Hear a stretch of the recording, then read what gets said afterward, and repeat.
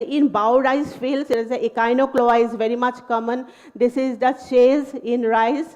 Then this is Ipomia carnea in marshy land, Iconia crassips in means ponds, mimosa in non-crop situation, Comelina in non-crop situation, Lantana camera, it is in non-crop situation. Besides, there are so many weeds, but I am just focusing few of them. So if this this huge biomass, if we manage properly, means in a eco-friendly way, not like the burning that releases toxic gases, emission of greenhouse gases, or rather it will damage our nutrients present in the soil. So we can go for the composting, and as these biomasses, these plant biomasses, they are very rich, inherently they are very rich source of different nutrients, plant nutrients like nitrogen, phosphorus, potash, calcium, magnesium, sulfur, even the micronutrients. In micronutrients are they are also very much rich source, but as such we cannot apply to the crops, because in this form the plant cannot take up, because plant they take up the nutrients in simple soluble ionic form. So for that we have to manage it, or we have to compost it, we have to decompose it to convert into the simple soluble form. So from this, whatever I have told you, this common wheat biomasses we are using for compost production is the Iconia crassips, Ipomia carnea, then Micania. But we have observed that highest nutrient content is present in the Ipomia carnea wheat biomass. So definitely whatever compost prepared from this such type of wheat, it will have the highest content of the nutrients.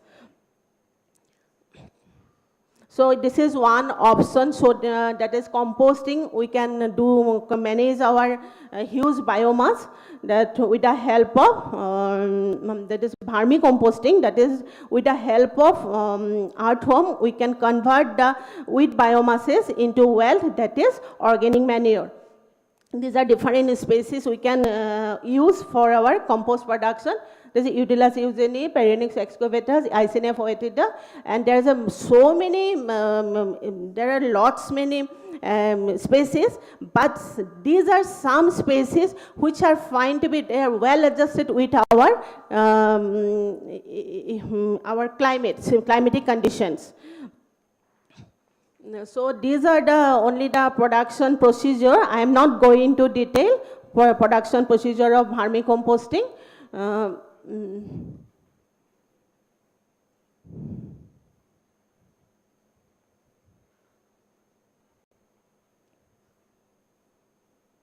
So when the compost is prepared, it is observed that the nutrient content of the vermicompost is observed to be 1.5 to 2.7% nitrogen, whereas in cow dung it is observed that nitrogen content is only 0.5%.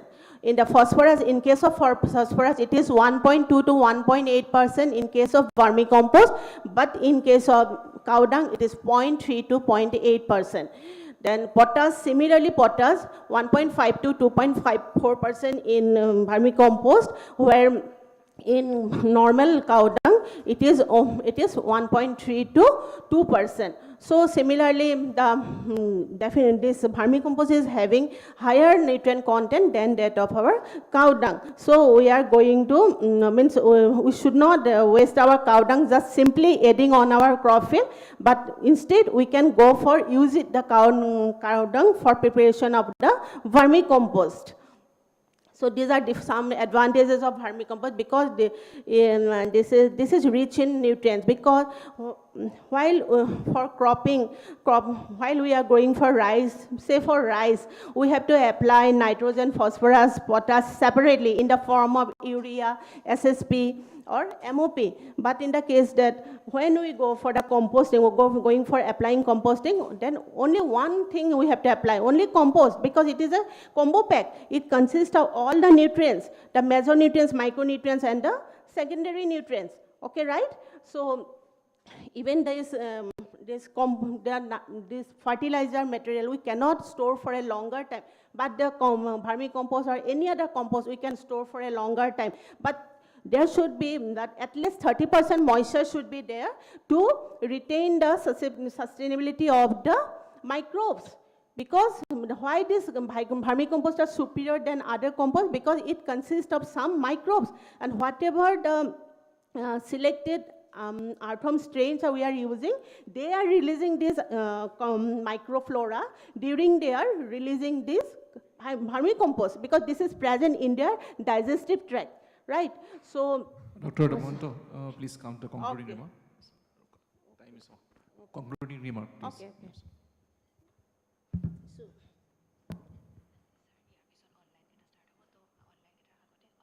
So in conclusion, I like to say that the huge biowaste produced naturally in the northeastern states, recycled properly, can result in self-reliant organic manure production. The large producer of organic manure will initiate the strong step to promote organic farming in the region.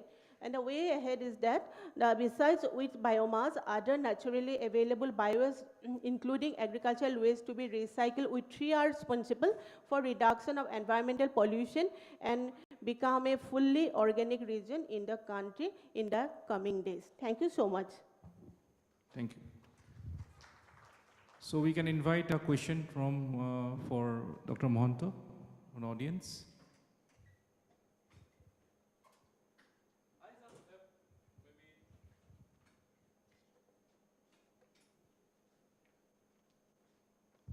Just one small question. I missed the large part of the lecture, but this is a very important topic. Madam, we know about some of the important species of earthworm. Yes. But what about the local species? And is there any kind of, genetic breeding program or any other kind of biotechnological interventions by which we can maybe improve the local earthworm? Actually, local earthworm, with the help of local earthworm also we can produce compost. But the thing is that the quality will be not up to the mark, because I have told they are tested strains. Because these groups of earthworm, they are having a special types of secretion, that is microflora in their guts. So during their, when they have to eat up the bio-waste, while releasing, they release those microbes with the compost material, and these compost are rich in what? Our vitamins, then growth regulators, so naturally their quality is superior. And it is not like that we can, and moreover, if we go for the composting with the local variety, the time duration will be more. But in this, within 2 to 2.5 months, we can produce it. Okay. Okay. Thank you. So now I think we will invite our presentators from through online presentation. So.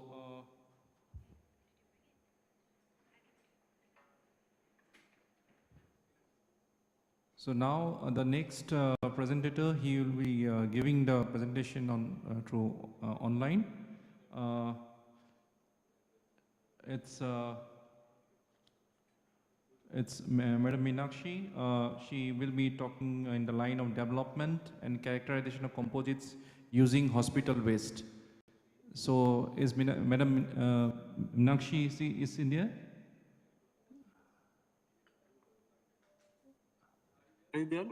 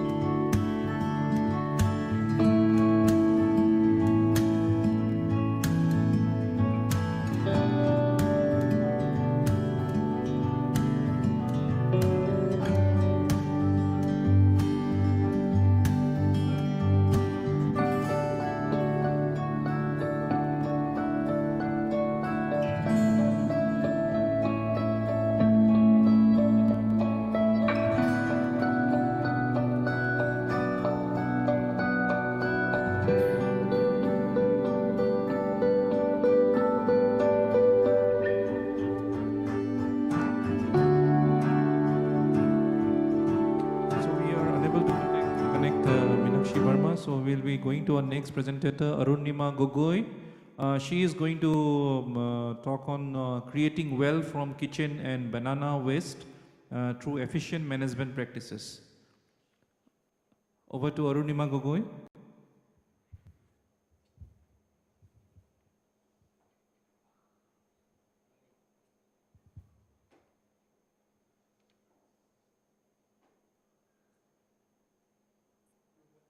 Hello. Yeah, Arunima, we can hear you. Is it Arunima? Okay, fine. Yeah, please go ahead. Am I audible, sir? Yes, yes. You have exactly 6 minutes, Arunima. So please continue. Yeah.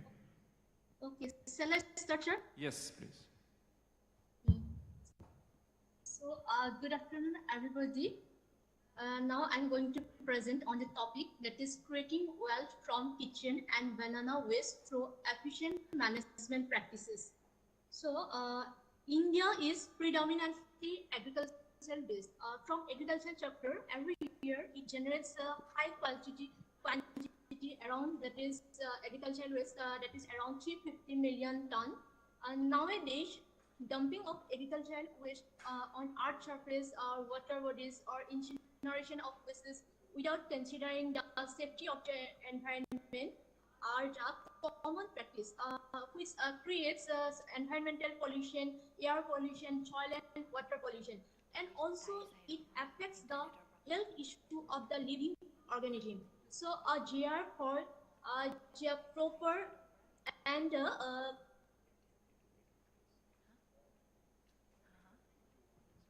yes.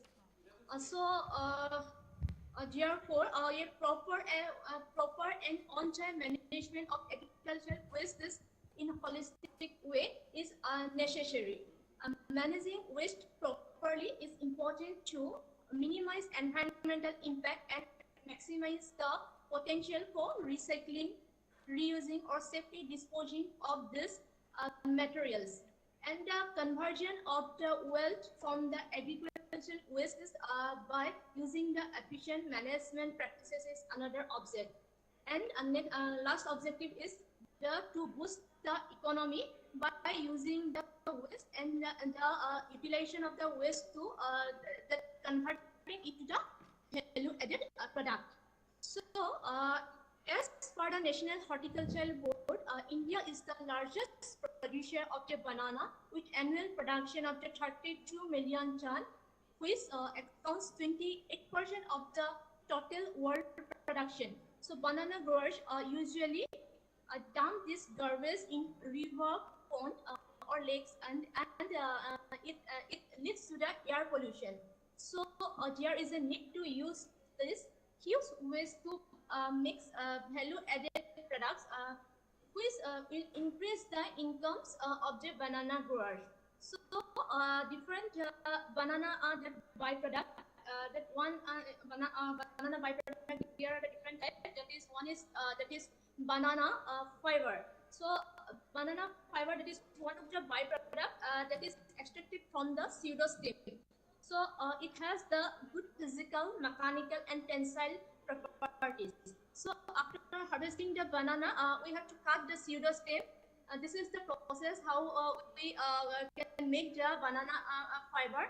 Then after that, fiber extraction with extractor, and after that we have to dry the fiber. And so there are many techniques. So for the extraction of the fiber, that is water writing, chemical treatment, mechanical decortification, mechanical extraction. So there are many techniques, but mechanical decortification is the most commonly used method. So different application of that banana fiber that is used in handicrafts, food packaging, fabrics, papers, and composite material. So this is the another byproducts how to make, that is the byproduct that is central core powder for biscuits. So banana central core, it is also byproduct, and it's a rich of the fiber content and has the high potential health benefits. So these techniques was used to prepare that banana biscuit. First, we have to remove that outer sheet from the pseudostem. Then wash it properly, then dicing and slicing and soaking in 1% potassium metabisulfate for 30 minutes and drying in 50 to 70 degrees centigrade. After that, grinding to powder form. Then storage in Ziploc bags and blending that of the ingredients and add the sewage stem powder with water stirring and make the jar and roll it to the proper shape.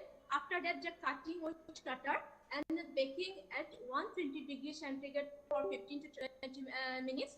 Then our biscuit is ready for baking after cooling. And so next, our another that is the byproduct is the paper and paperboard making. So how we can make the paperboard? First, we have to go to the pseudo stem cutting, then making of strips, physical treatment, then the chemical treatment.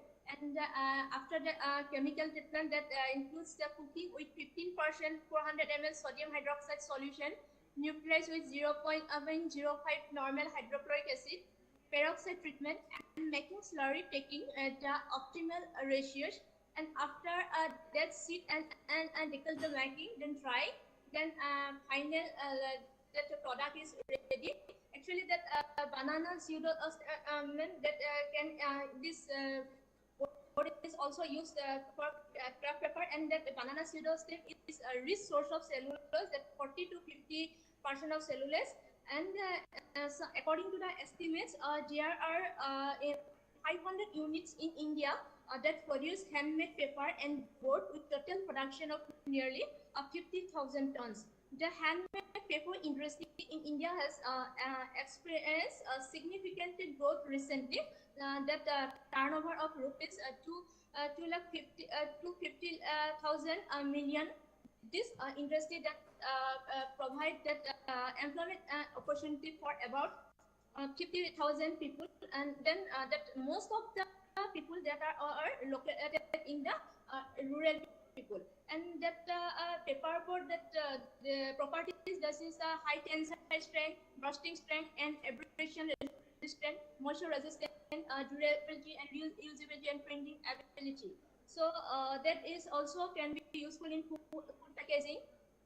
And another that is byproduct, that is one is develop this biscuit we have already discussed, and another is the develop of yarn and fabric. Yarn and fabric is also a byproduct from the banana pseudo stem.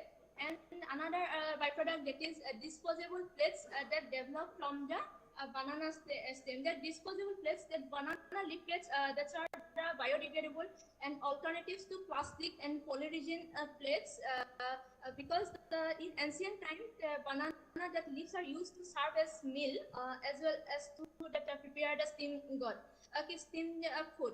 So due to our government has some taken some initiative that to ban the single use of plastic product like banana. So it's getting the single that government ban the single use of plastic. So from that day, that banana getting popularity to replace the plastic item. So the states like Karnataka, Tamil Nadu, Kerala uses banana leaves on daily basis due to their cultural diversity. So as per report, the annual profit, the turnover in 1 year financial year, that industry is around rupees 100 crore. And another then another the agricultural wastes. Among the agricultural wastes, a major portion of the wastes are generated from the kitchen. So the agricultural waste which are collected from the kitchen, that is called kitchen wastes. So if the kitchen wastes are thrown away in plastic bag and sent to the landfill, they release the methane and greenhouse gases. So which is even more dangerous than the carbon dioxide. So therefore, in order to restrict the environment pollution and management of kitchen wastes, so converting into useful products is highly essential. So how to make the kitchen and compost from the kitchen waste? First, collect the kitchen waste is generally kitchen waste is that is ready for in 30 to 40 days. So kitchen waste that are collected in container and separately then brown waste are collected in a separate container. And then the sour curd or the buttermilk is taken, which acts as an accelerator or composting. Then brown wastes and kitchen wastes are mixed well in a balanced form along with some quantity of buttermilk or sour curd. Then after that, a large bucket Arunima, I container. think, yes, I think Arunima, I have to stop you here. If can you just come to the to the concluding remark? Okay, okay, sir. Can you come to the concluding remark? So, regarding conclusion, the utilization of the banana waste to prepare different value-added products that not only give the economic prosperity, but will also solve the environmental problem. So, the conversion of this waste to wealth will help to transit the economy from linear to circular. There are different techniques to utilize the fiber and banana waste, which can be great source to develop different value-added products that are capable to boost the economy of a developing country like India. And kitchen compost, so it is an eco-friendly and promising option of managing those kitchen wastes. It also can improve the soil health and crop productivity in an environmental safe way. And kitchen compost it mainly can become a wealth when it is applied into the agricultural field or home garden, and then it then farmers can also get benefited from by using this. So therefore, the awareness on the prospect of the kitchen scraps and adequate knowledge on the method of kitchen composting and the value-added product should be spread among all through strong extension services. So with this, I conclude my presentation. Thank you. Thank you, Arunima. We can invite one question from the audience. Yes, sir. Any question from the audience?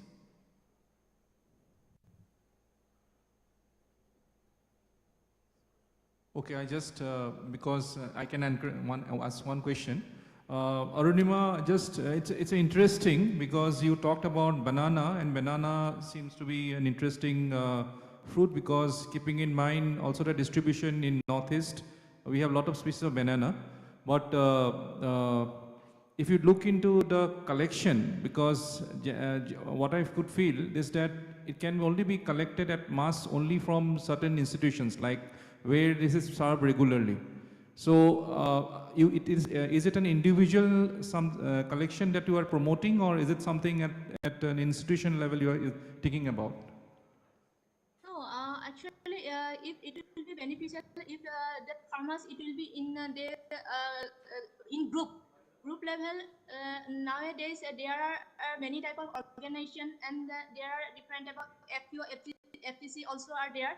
Then from creating that group of farmers, they can collect that banana waste.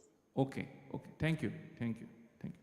So, thank you, Arunima. Now we proceed to the next presenter. It's Isha Pankaj Pathak. The topic is greening the HEIs, compressed biogas paving the way through India's nationally determined contribution. In short, NDCs. Is Isha available? Isha, can you hear us?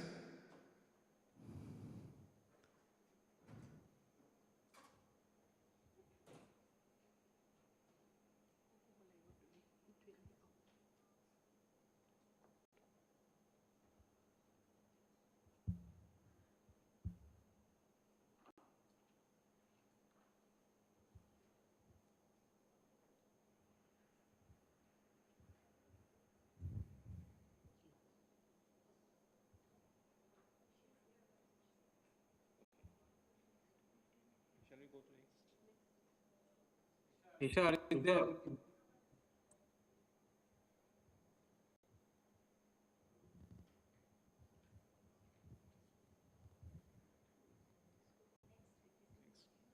Okay, I think Isha is having some technical issue. So we proceed to Guru Lava Kumar. The presentation title is Taking a Comprehensive Perspective on Campus Sustainability, evaluating waste, food satisfaction, and strategies for achieving zero waste. Sir, hello.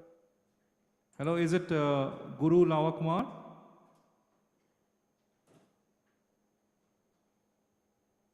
Yes, sir. Yes. Can you share your presentation? Can you share your presentation, please? Yes, sir. I'm sharing one.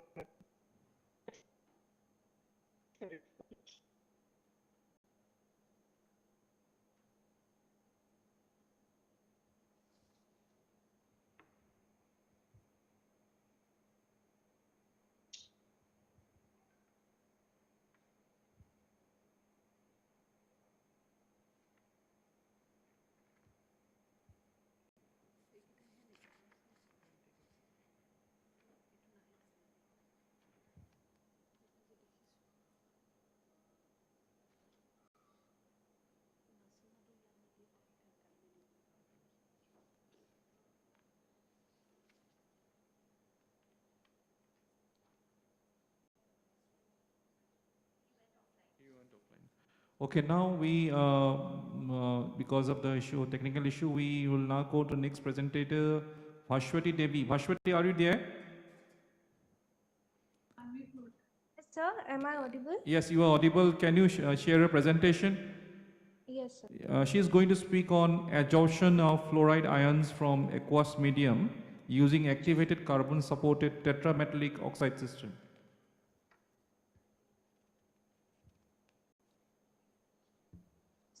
Sir, is my slide visible? Yes, it is visible. Okay. You have 6 minutes to go. Yeah, kindly proceed. Yes. Okay, sir.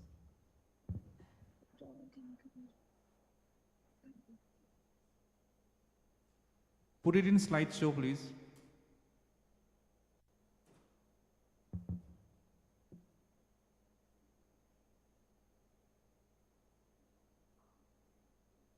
Good afternoon, everyone. Myself, Bhaswati Devi from Environmental Chemistry Laboratory, IISST. Today, the title of my presentation is Adsorption of fluoride ions from aqueous medium using activated carbon-supported tetrametallic oxide system. Next.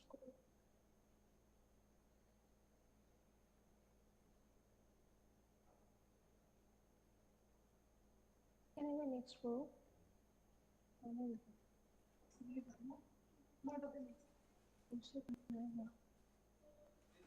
Please continue. Sir, my slide is not moving.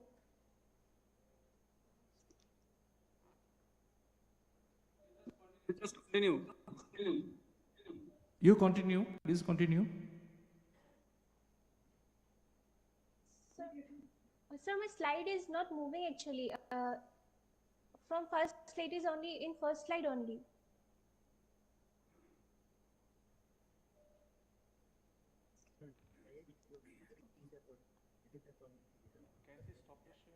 You just share your screen.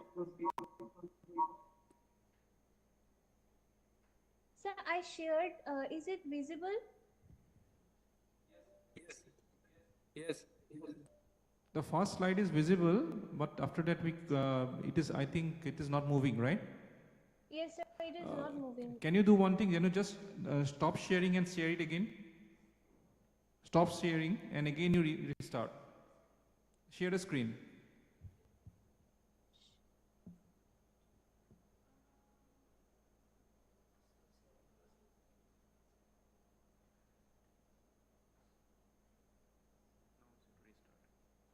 Sir, is it moving? Coming, yeah, fine, carry on.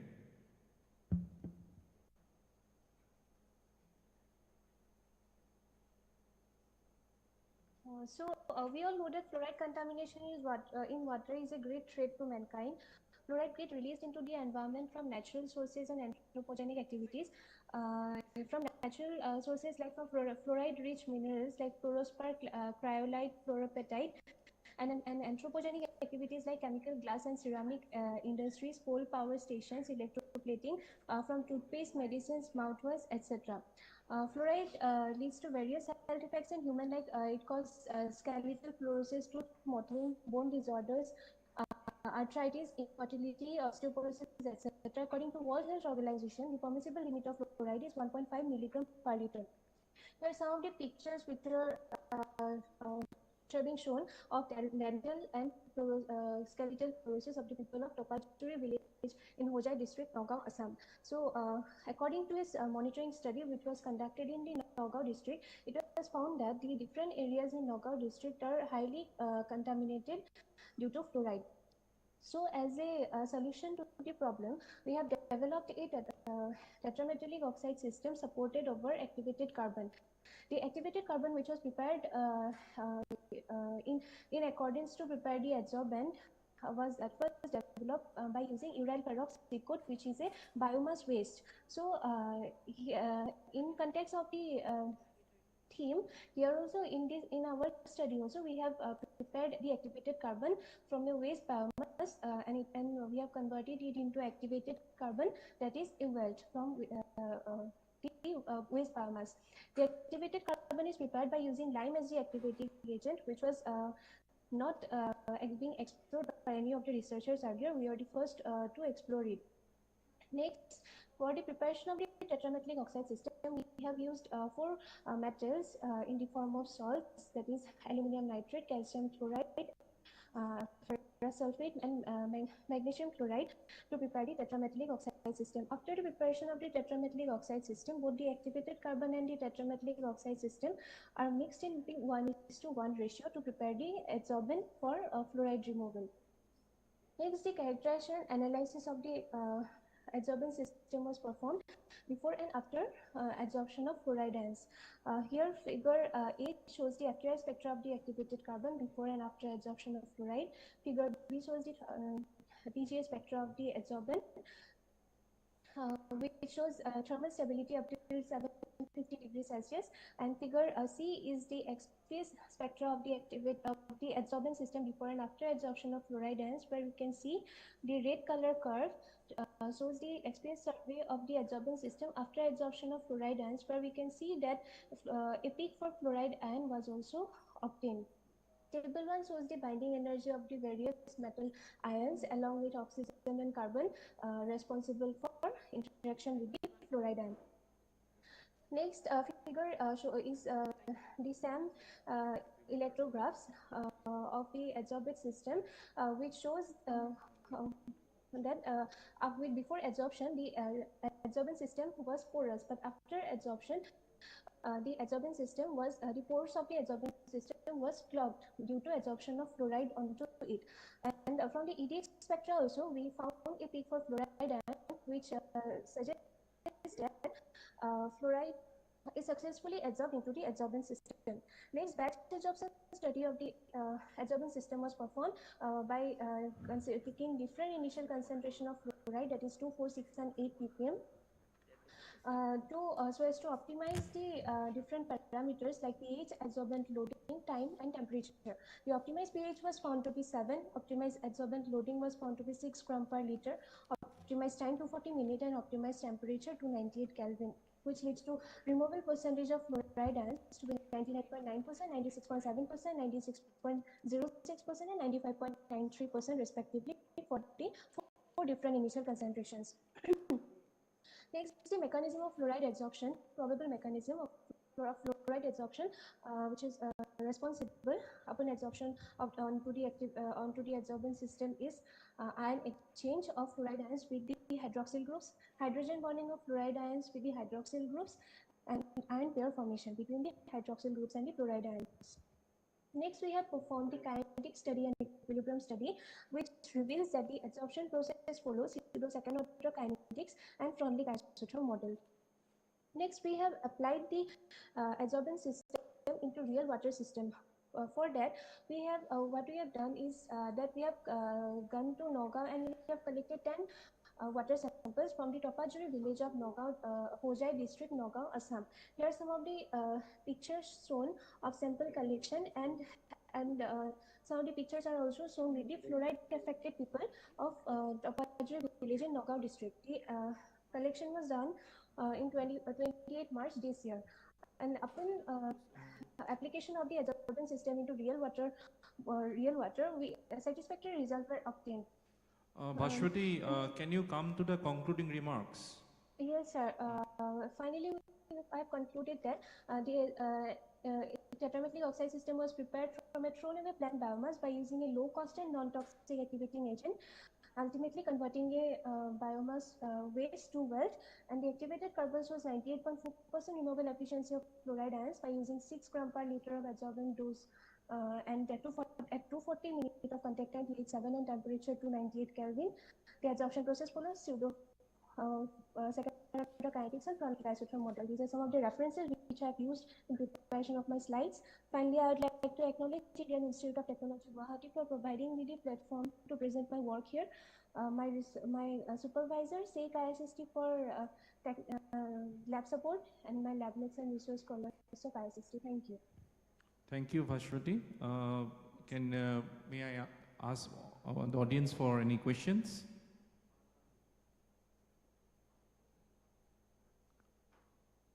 Okay, thank you, Bhashwati. Yeah, thank you. So now, may I would invite Isha Pankaj Pathak. Isha, are you ready?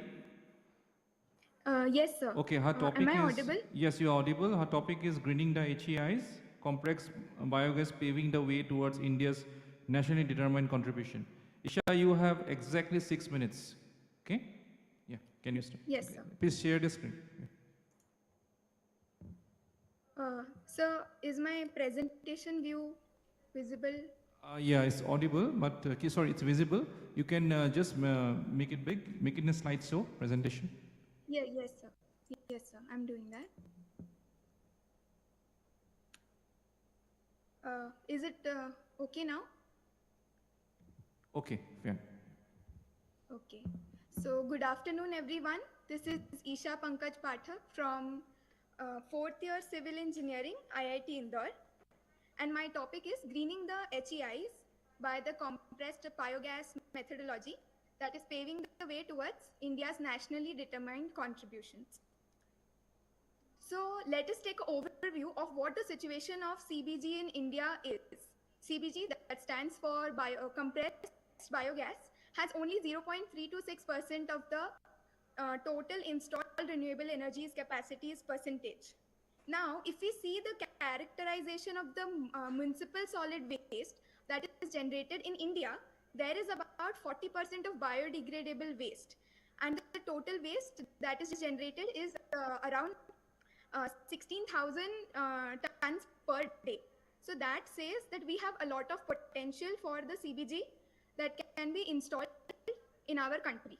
Moreover, by the IEA's energy analysts, they claim that bioenergy is projected to account for 18% of the total energy supply by 2050. Now, what are NDCs? So, NDCs basically stands for Nationally Determined Contributions, and they were a part of Paris Agreement. So, this Paris Agreement was adopted in 2015, and the implementation started from 2016. So, in this agreement, various countries across world come together and make certain promises known as NDCs that they will complete such targets by a given year. Let's say in India, the old targets were for the emission of emission intensity was old targets were 30 to 35%, but the new ones have become 40%, 45% of the 2005 levels. So these new NDCs have been announced by the Prime Minister in 2022. In the COP, that is Conference of Parties in 26, which is also part of Paris Agreement, there are 5 promises or 5 pledges that have been taken by India, which is known as Panchamrit. And this concept of CBG quite aligns with all of these pledges that have been taken. Now, what is CBG? So it is an industrial form of biogas generated through the anaerobic digestion, and the possible feedstock could be agricultural residue, poultry waste, or even the biodegradable part of MSW, which we are focusing on right now. Also, there are numerous benefits of CBGs, like it is very similar to the compressed natural gas in its composition and energy. It can be used for cooking. It aligns to the NDCs, the Panchamrit, and it also promotes a very important concept of carbon capture, usage, and storage technology. Moreover, a very important point, a very important fact to be noted is a fully functional biogas digester can reduce around 2.83 tons of carbon dioxide emissions per year, which is quite a lot, and it will definitely help to achieve our aims till 2070 of net zero as well. Now, what is the relation between the HEIs, which stands for the higher education institutions, and the CBG? Now, sustainability has been very much trying to get into the HEIs by these following methods. Even the QS World Rankings, the 20th edition of 2023, includes sustainability as one of their metric. Also, in the New Education Policy 2020, the 2030 Agenda of Sustainable Development has also been mentioned into this policy, and they are trying that future of India that can be like the youth needs to be developed in such a way that they are living a life of sustainable practices, and this thing will start right from the educational institutes of India. Also, HEIs of India have a very huge potential of turning into the zero waste campuses, and one of the way by which we can handle the wet waste part, the biodegradable part, is biomethanation, biogas formation. This is a timeline starting from 2013 to 2023, covering almost a decade, and this is a development in the policies that have been introduced by government that are related to CBGs. So first IS code was introduced in 2013. Later, it was revised in 2016, and recently in 2023, the Bureau of Indian Standards has also published a code that includes 3 types of biogas plants: the small, medium, and high capacity plants. Also,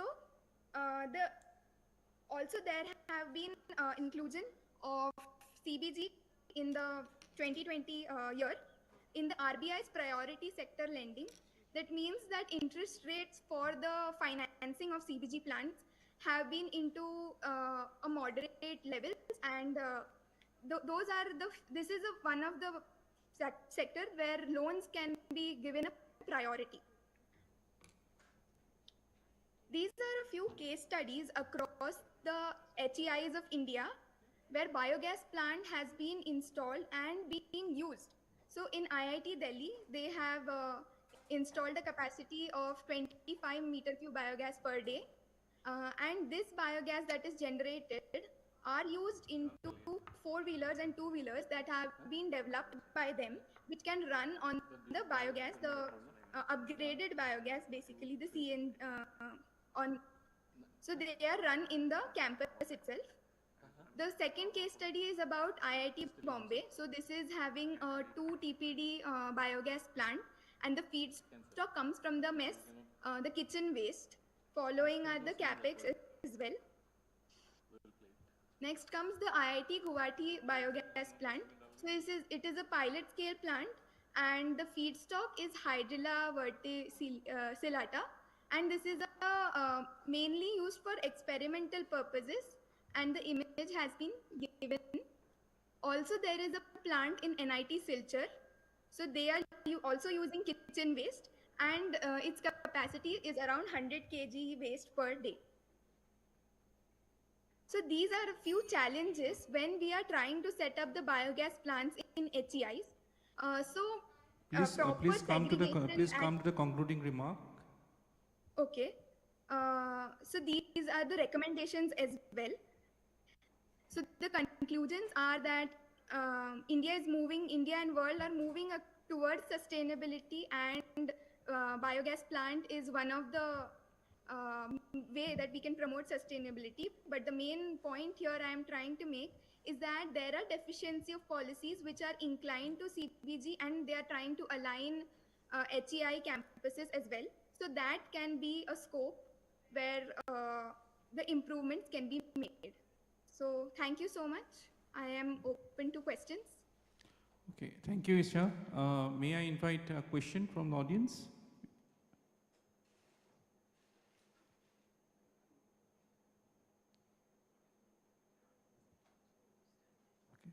Okay, thank you, Isha. Thank you. So now I will go to the next speaker, Guru Lava Kumar. Are you there? Hello, Guru. Can you hear us? Yes, sir. Yes, sir. Okay. Are you ready with your presentation? Yes, sir. Okay. So you'll be presenting on taking a comprehensive perspective on campus sustainability, evaluating waste, food satisfaction, and strategies for achieving zero waste. Yes. Yeah, please share your presentation. Sir, is my presentation visible? Yeah, Hello? it's fine. Yeah. Good afternoon, everybody. I'm Guru Lava Kumar, fourth year undergraduate in Civil Department from IIT Indore. Here I am before you to present my thesis on taking a comprehensive perspective on campus sustainability. As we all know that the importance of solid waste management has been increasing for more than in the 21st century as the people, as the population, the urbanization has been keeping on increasing. And in a global level, if you take only 20% of the waste that is getting generated is either recycled or reused again. Remaining 80% is simply dumped into the disposal sites. Whereas in the case of India, it is even less at a staggering percentage of 13%, where the remaining, the rest is simply dumped into the disposal sites. So we need a proper solid waste management to deal with it and to be efficient in it. And like as an institute, as an Indian institute, educational institutions are like a mini societies where you need proper infrastructure to make the solid waste management work. To make a good solid waste management, we need to follow these 6 functional elements, starting from generation, segregation, collection, transport, treatment, and disposal. So the main problem that today we have is not knowing the generation, like how much waste is getting generated in a certain space or certain place. So for that, we noted few sources in the campus that generate different types of waste, including organic, inorganic, plastic, wet, dry, all kinds of waste. We have noted them and we have collected the data regarding how much waste is getting generated every day for over a month. These included every kind of buildings, residential buildings, labs, and all. And this data that we got for a month was analyzed, which gave these, these are some of the results. The left one indicates the waste that is generated in a mess scatterer, and the right one indicates the waste generated in a lab building.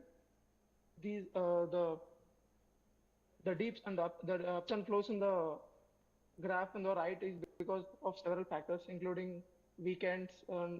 There is some inefficiency of housekeeping people, which they did not pick up the waste on Sunday and they did it on the other day.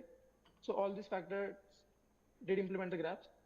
To analyze the waste generation from the mess, we have conducted a survey on which a questionnaire was formed and in which the feedback from the students was taken for every meal over a course of a month.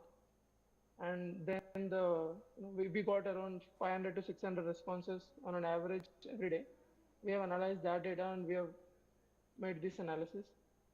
We have come to the conclusion that on the day, the top graph represents the waste generated in the mess, and the bottom graph represents the feedback given by the students.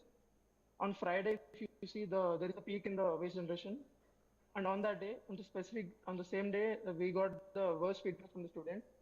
And on the Wednesday, we have the least amount of waste generated from the mess.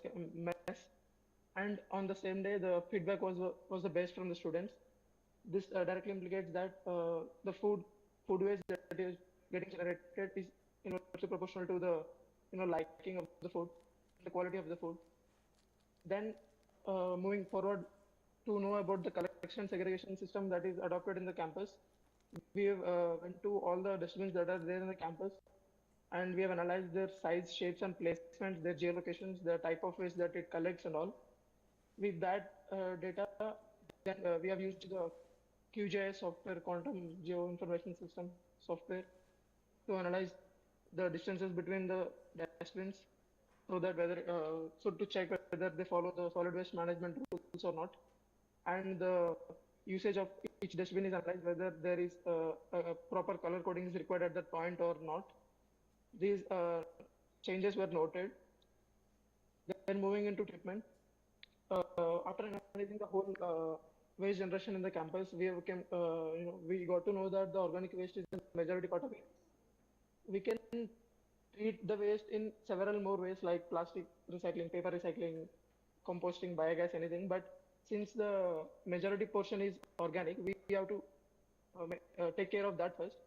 So to treat the organic wastage also, there are several methods like composting, biogas, sanitary landfills, etc. But because it is cooked food, the volatile fatty acids and the moisture content of the food will be very high, which makes it hard to compost and easier. So that leaves us with the biogas option. But to implement biogas, we need to know the biomethane potential of the food waste that is getting generated. So now we are setting up a biomethane potential of food waste setup in our lab, so that we can pitch a idea about how much biogas can be generated on a daily basis from the waste that we are getting in the campus. So yeah, all this if we can successfully implement that, the biogas that is generated can be used for cooking, and then the cooked food is used to generate the biogas again, which is a classic case of self-sustainability. Thank you. Questions? Thank you, Guru. To finish it on time, may I invite a question from the audience? In fact, interesting presentation. I think keeping in mind also the employment of GIS tool to utilize this whole model in the campus.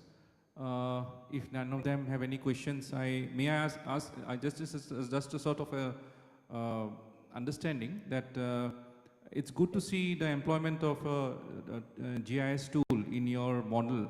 So what motivated you to use GIS?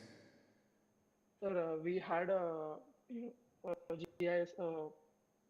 We used GIS in a small project once, and at that, by that we pitched the idea when we were discussing that we need the distances between the dustbins. We can use it easily. Like, it's a better way to find it. In fact, it is a welcome step, because in the discourse of interdisciplinary understanding, if a tool can be used like the GIS in addressing both the concerns of natural science and social science, it can really be interesting. Thank you, Guru. Yeah. Like, it was there in a second year course for us. So. Okay. Thank you. Yeah. Thank you. Thank you. Yeah, now, may I come to the next speaker, presentator? She is Manisha Goswami. Manisha, are you there? Yes, sir. Okay. Yes, sir. So Manisha will be speaking on biomaterial as activating agent for activated carbon preparation, a sustainable and eco-friendly approach. Can you share your presentation? Yes, sir.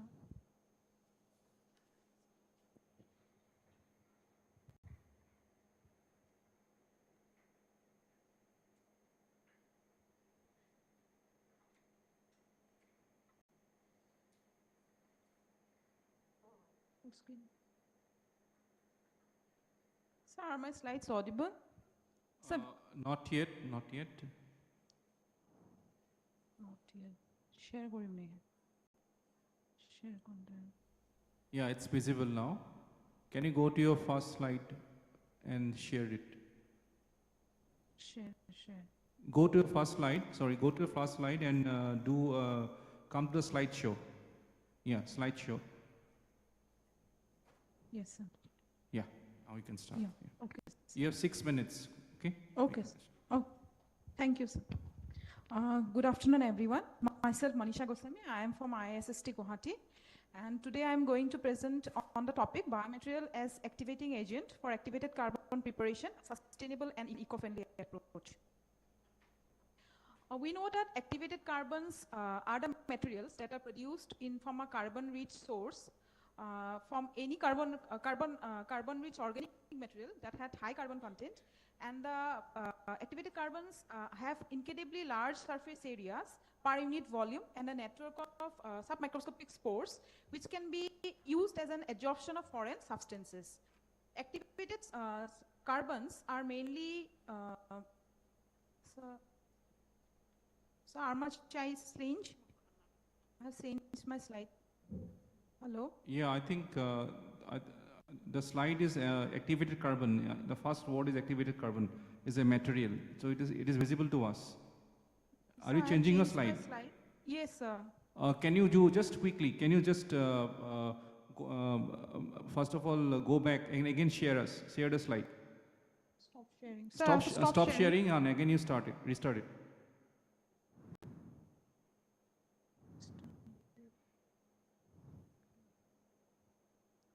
So why this is happening? Okay. Yeah. So it is visible now? Yes, it's. Okay. There are various methods by which activated carbons are produced. Physical activation by physical activation, chemical activation, physicochemical activation, and microwave assistant activations are also there. Again, we know that activated carbons are mainly of different types, like the powdered activated carbons, granular activated, extruded, beaded, impregnated, polymer, and woven activated carbons. The activated carbon were dated, the production of activated carbon dated way back in 3750 BC, and that time it was used in for the creation of bronze, and after that the gradual progress in the production of activated carbon took place, and at present the activated carbons are mainly used for various purposes, like mainly the drinking water treatments, in food industries, automobile industries, indoor air decontaminations, wastewater treatments, and many more. So in our work, which I am going to present, we have prepared an activated carbon in which we have tried to reduce the waste and convert it into a useful product. And the biomaterial which I have selected for my activated carbon, the main biomaterial, carbon-rich biomaterial, is the makhana seed coat. We know that nowadays the people are normally going for high protein diets, and the makhana is very rich in protein. And the makhana, the seeds, they have a seed coat.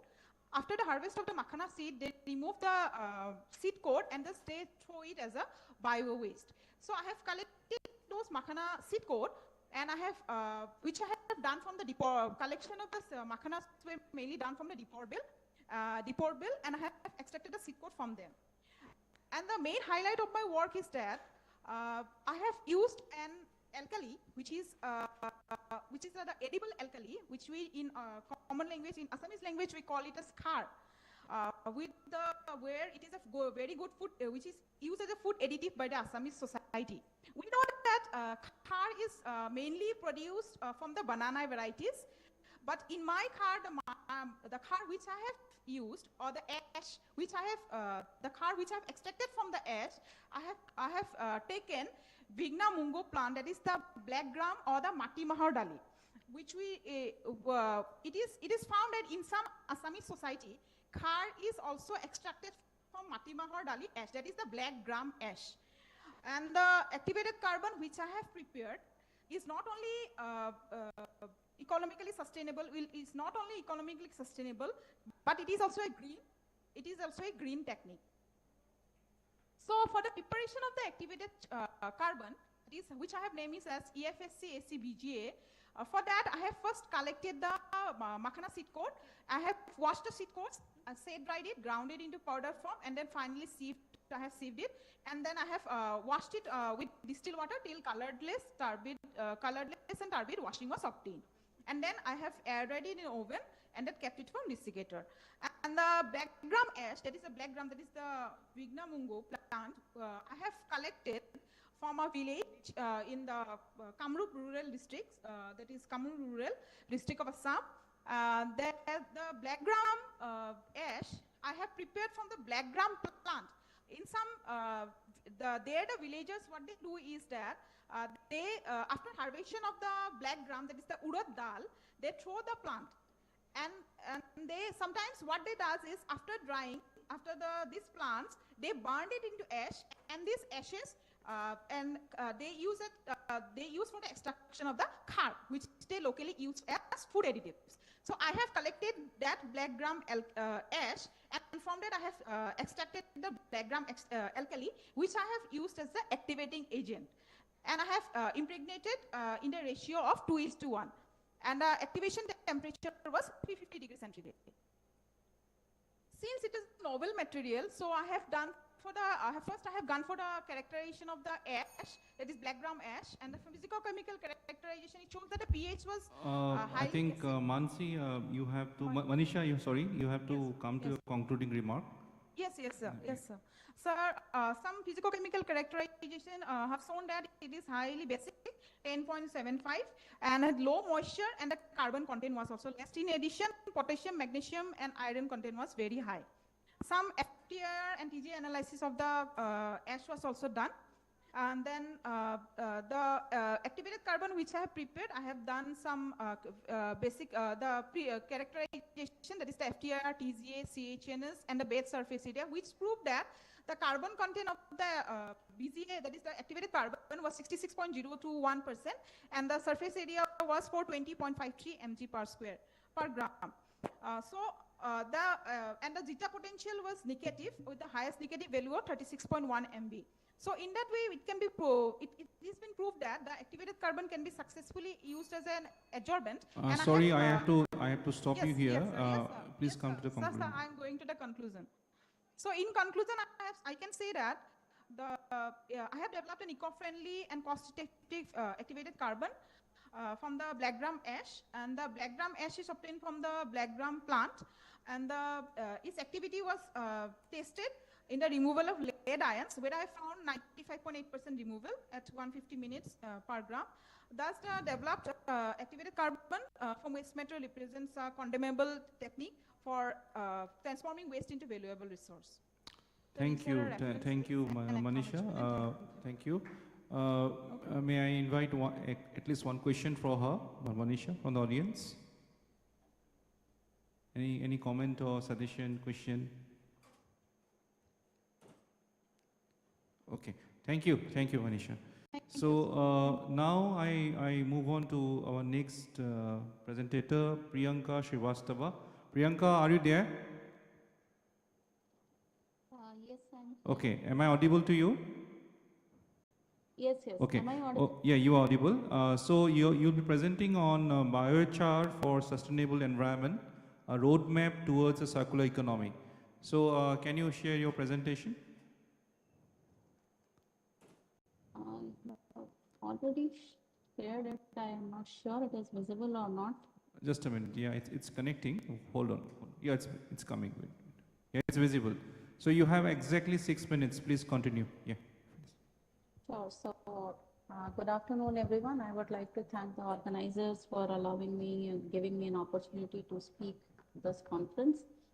And I'll be speaking very briefly on how bioeconomy will be useful in future for a sustainable, safe future for all of us. And in this context, I would like to mention that the practices which are involved in bioeconomy are not new to us, especially in Indian context. We have believed in the concept of recycle and reuse, which is one of the major aspects of bioeconomy.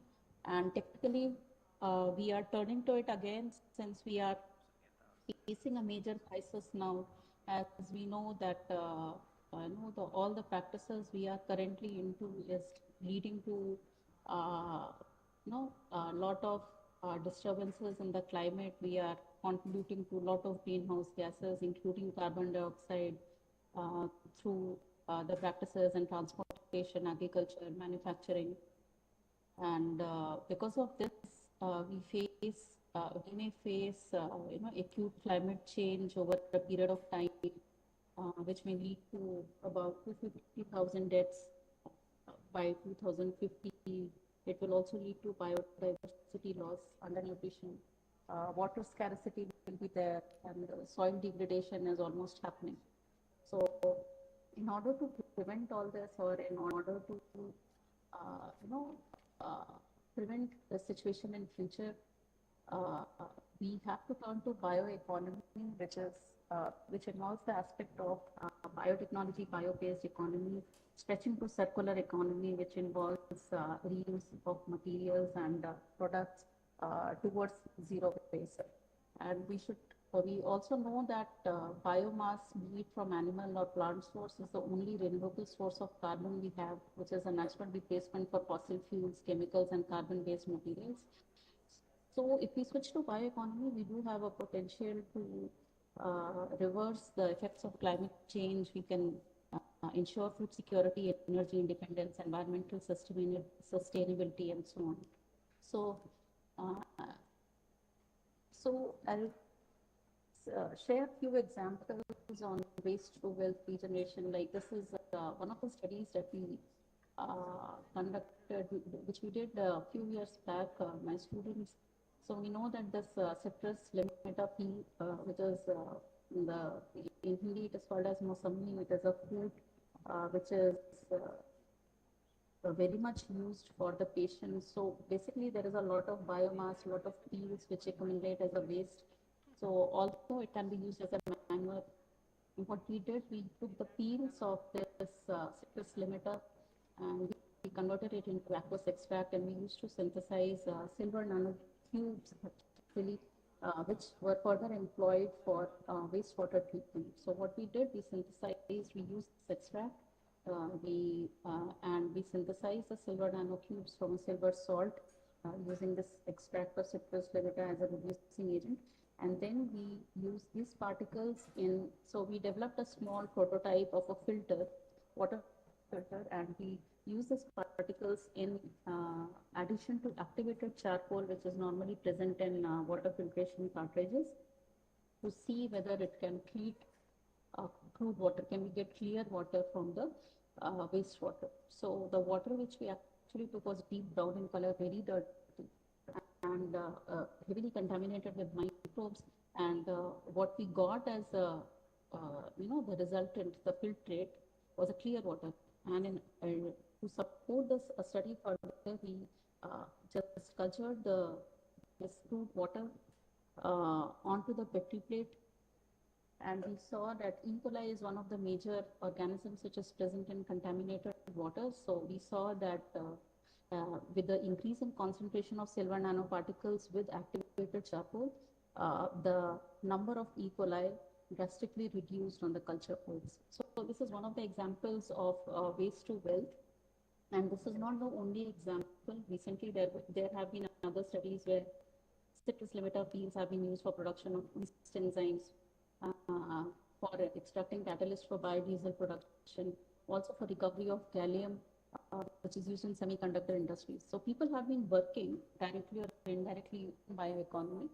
And in the same context, we have been using safe practices. We have been using green synthesis for all the nanomaterials that we are synthesizing in the lab. But it is very, very important to ensure that synthesis is only one aspect. When you do green synthesis, you try to use all the organic chemicals which do not, produce any harmful products or hazardous products, byproducts. But that is just one aspect. And then we do, compatibility study or risk assessment study, and our general practices, we do it in vitro cell lines or animal models, as is shown on the right hand of the slide. But this is not complete. Risk assessment matrix, it is very, very important, not only nanomaterials or whichever area we are working in. It is very, very important to have a very clear risk assessment matrix. So any risk assessment matrix should not only think of humans, because when we synthesize or manufacture something, develop something, we only think with respect to the safety of humans. But risk assessment involves the safety of the procedure or the product to the environment as a whole, to small organisms, to large organisms, to environment. Basically, the ecological view has to be there. No? The ecological friendly view has to be there. So any material or any product, if you are analyzing, the risk assessment matrix has to be sorted. Okay, so first you have to choose what is the hazard. You have to do the dose assessment, exposure assessment, what type of dose or up to what dose you can go. You have to characterize qualitatively and quantitatively what can be the risk, to what level the effect will be. On the basis of that, you Priyanka, have to make decisions. please come to the concluding remark. Sure, sure. So on the basis of that, you have to make the decisions, and on the basis of that, the feedbacks have to be taken from all stakeholders. So the potential challenges in the this is my concluding slide. So potential challenges in the bioeconomy include policy coherence, alignment among different sectors, overcoming the rigidness of existing production systems, ensuring equal access to bioeconomy related products, consumer acceptance and demand, education about the same, education about the importance of bioeconomy. So overall, the strategy is required to develop an action plan involving government at various levels, and a political framework that will promote, collaboration, multilateral approach, and joint efforts to achieve the same. So if this happens, then only we would be able to align ourselves to the 17 goals, the sustainable development goals outlined by the UN.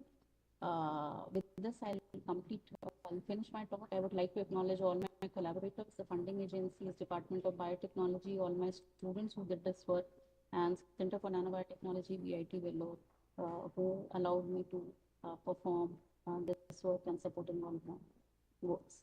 Thank you. Okay, any question from audience?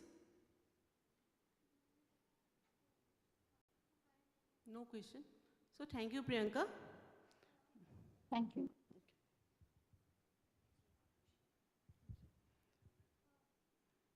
Meenakshi? Hello, Meenakshi?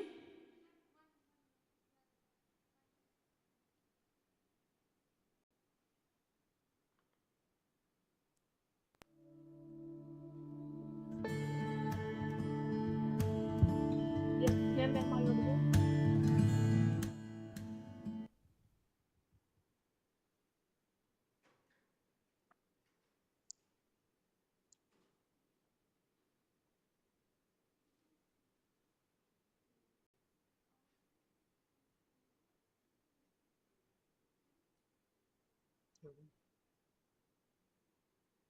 Hello, Meenakshi? Yes, ma'am, yes, ma'am. Microsoft Open Drive रहा ना Please share your बाहर जा, presentation, ये okay? Microsoft Open Drive हाँ Okay, ma'am. continue कर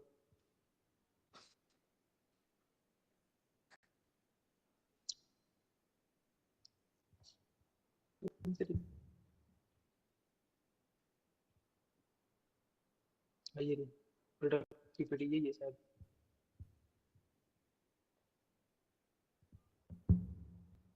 stop sharing कर पहले तो stop sharing हाँ आराम से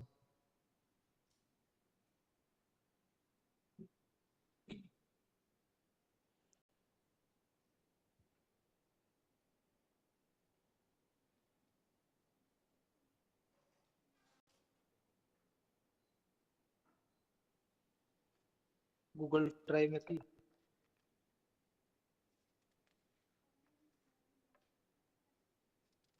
कैंसिल कर यार नीचे फाइल्स में आराम से गैलरी में एक मिनट रुक कट करो बार बार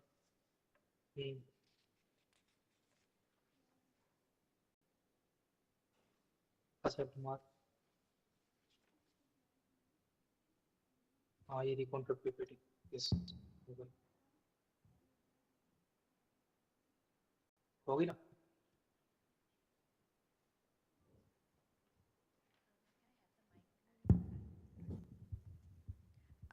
Meenakshi, are you able to hear us? Hello, Meenakshi.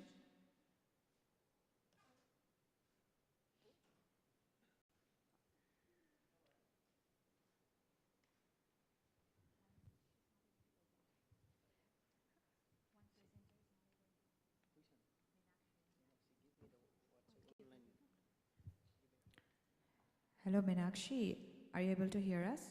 Yes, my PPT is visible or not? Okay, have you shared your presentation? Yes, share your screen, please.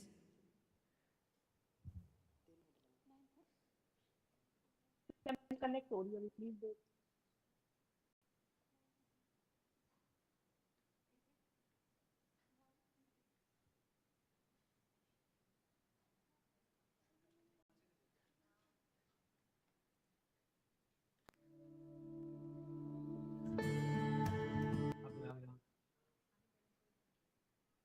Files for my files.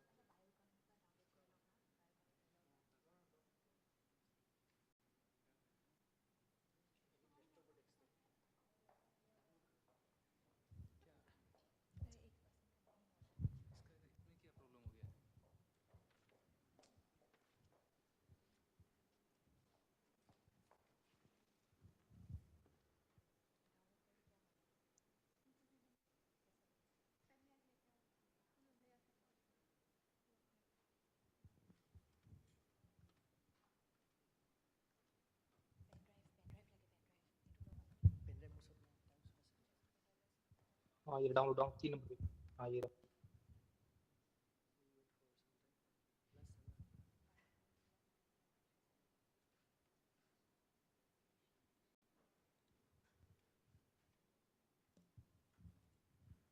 आग लगाऊंगी एक बार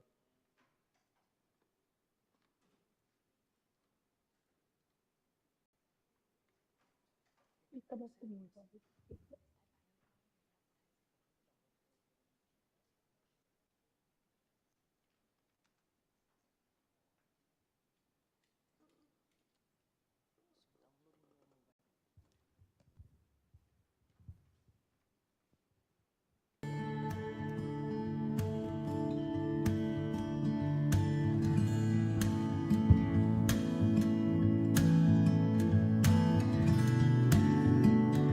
back पे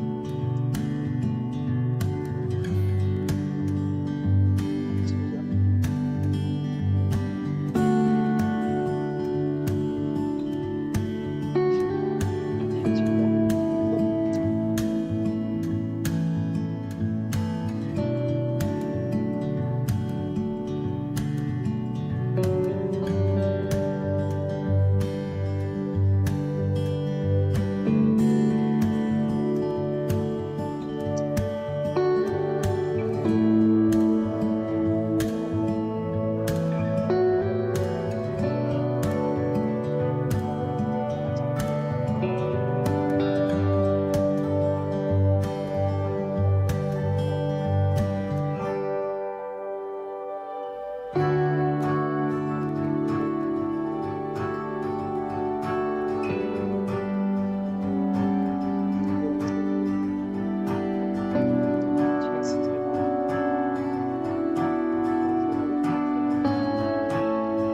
Hello, Meenakshi.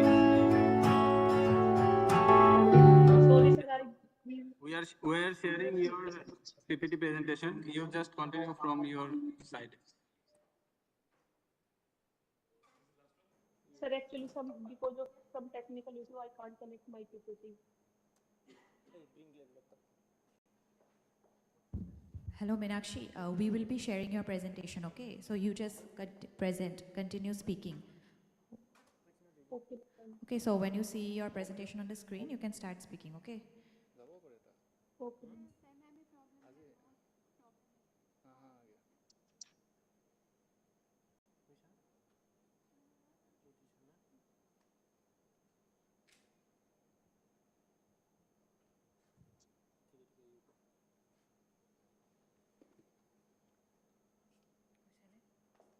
ये smart join करूं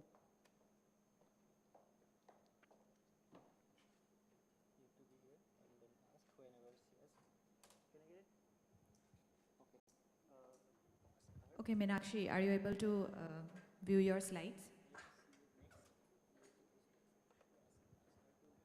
Meenakshi, are we audible?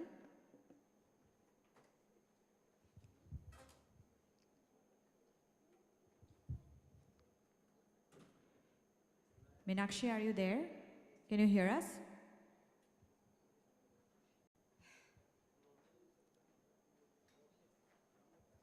Ashna. Ashna. कुछ नहीं बोल रही. She's not responding. Huh? Meenakshi, can you hear us? Are you audible? Are we audible?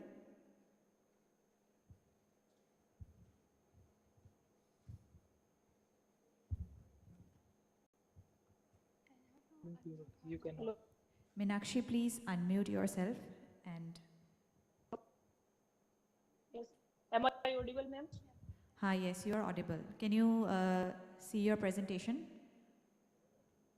Firstly, please, I want to say sorry to all of you.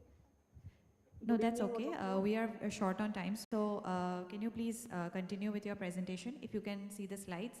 And when you want us to change Okay. the slides, just tell us, okay? Just go with next slide. Okay. Okay. My oral presentation on the topic of development and characterization of polymer composites using hospital waste and its applications. I am from Guru Jambeswar University of Science and Technology, Hisar. Today, please change my slides. As we know that day by day generation of hospital waste is increasing, but proper disposal of waste is challenges for us. This leads to a new possibility of remolding the waste material into another useful product, which will provide a sustainable approach to the waste management in comparison with other conventional processes like incineration and others. These are the hospital waste generated from hospitals or many healthcare units. We took only these wastes are from plastic based waste, and I took from two hospital waste that are mostly generated saline bottles and facial masks. And these are the objectives of my study. So firstly, fabrication of hospital waste composites using face masks and saline bottles, and then characterization and testing of many mechanical and physical properties, and then explore the applicability of fabricated composites in construction sectors. These are the fabrication process of fabrication. Firstly, we collect the waste and sterilize, then into shredding into waste into pieces, and then hot mix with sand and river sand. These are the pillars of my study, and then in last a homogeneous mixture is transferred, and this homogeneous mixture is included in uh, desiring mold and shape. And then the process of hot pressing, we find a finally composite. These are the significance of my study to manage the hospital waste along with the industrial waste, and utilizing hospital waste trash as a building material into minimize cement use, lower total building energy use, and mitigate the consequences of global warming.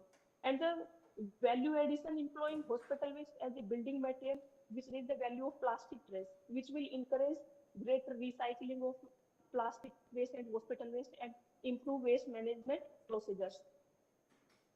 And this is the application of my composites, roofing, footpath, home orchard, and other construction sectors. Because of these composites are very strengthening and very useful in construction sector. And these are the outcomes: development of a novel product in the form of composites by utilizing hospital waste. Hence, there is a suitable management of hospital waste. Hospital waste is an abundant raw material and has been a center of extensive research for the production of variety of products. Hence, development of unique composites is achieved. The waste transformed into composites like interlocking blocks and used as a at homes and construction sector, on roads, footpaths, as a tiles. And these are the discussions along with the various health hazards and associated trauma is posing a challenges in waste management, especially in proper disposal of personal protective equipments like eyes, facial shield, face mask, and shoe cover. These are the personal protective equipment. So in healthcare units, the present study reports the development of a new composite using PPE waste along with the different pillars like sand, river sand, and I also use the fly ash also. The, that are generated from the thermal power plants. The developed composites ended promising a result with a better strength and durability properties in comparison with conventional construction sectors materials like mud blocks and other traditional cementitious material. Thank you. Okay, thank you, Meenakshi. Any question from audience? Yes, ma'am.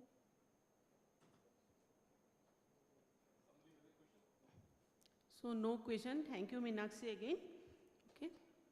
So this is the theme is waste to wealth. It is really a very vibrant theme because with so many informative presentations. So thank you to you all. Thank you. I thank both the chairman of this session, Dr. Kaberi Mohanta, madam, and Dr. Abhinandan Saikia. And I also thank the coordinator, Aslisa Manta. So I request all of you to give a big round of applause for this session. I hope you have enjoyed. We have tea being served outside, but we are not giving a tea break because we want to gain the time. So whenever you would like to have tea, please go outside, have tea and come back inside. We have another session. So who is the coordinator of the next session? And we also have a cultural interaction in the evening just before dinner. So if anybody want to have, some kind of artistic expression, can sing or any performance, you can enlist with us. We are not inviting any professionals. We want to find out the talent within the gathering here. So you are the coordinator, yeah. So I call upon Mr. Manas Talukdar, who is the coordinator of, what is the name of this session? Ecosystem Services, where I think Dr. Narayan Sharma and Dr. Sangeeta Deka is convener. Yeah, Dr. Kusum Kumari. She was there, but I think oh, madam is there? Yeah, madam is there in the corner. Yeah, I can see it. So you can start the business. Yeah, so one by one. So Dr. Narayan is actually just, yeah, he's just inside. Yeah, yeah. So please, over to you. Thank you, sir. So good evening, everyone. We'll be moving on to the next session, Ecosystem Services. As a chair, we have Dr. Nayan Sharma sir of Cotton College and Dr. Kusum Singh of Guwahati IIT, Guwahati. And I would like to request Dr. Kusum ma'am to join the stage here and give the introductory remarks to our session. Thank you.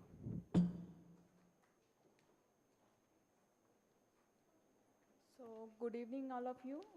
After a long wait, we are starting our session on ecosystem services. And it is my great pleasure to invite our first talk of this session, Professor Nayan Sharma. He's an assistant professor at Cotton University, and his area of research is ecology and evolutionary biology. He will be mainly talking about evaluation of multiple ecosystem services. And with this short introduction, I invite him for his lecture. Thank you. Yeah.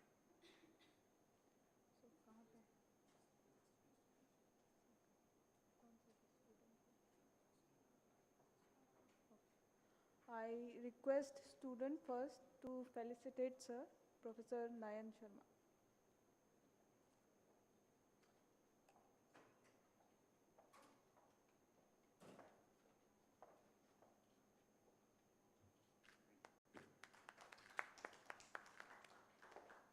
I also request student to felicitate our second speaker, Sangeeta Deka.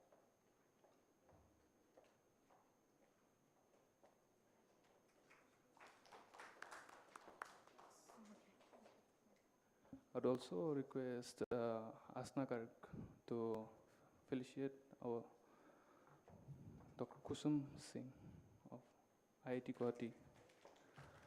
And we shall begin the session from here on. So over to Professor Narayan sir. So I'll have how many minutes? 11 minutes. Okay. I'll try to finish it in. Okay.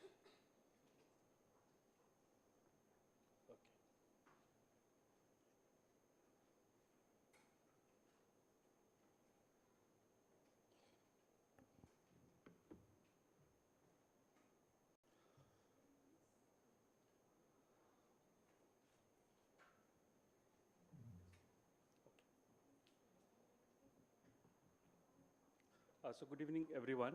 So I'm presenting this work on behalf of my team, Sampurna Adhyapak, Chintamali, Anushka Saikia, Dhiraj Das, Barsa Rani, and Vijay Biswar.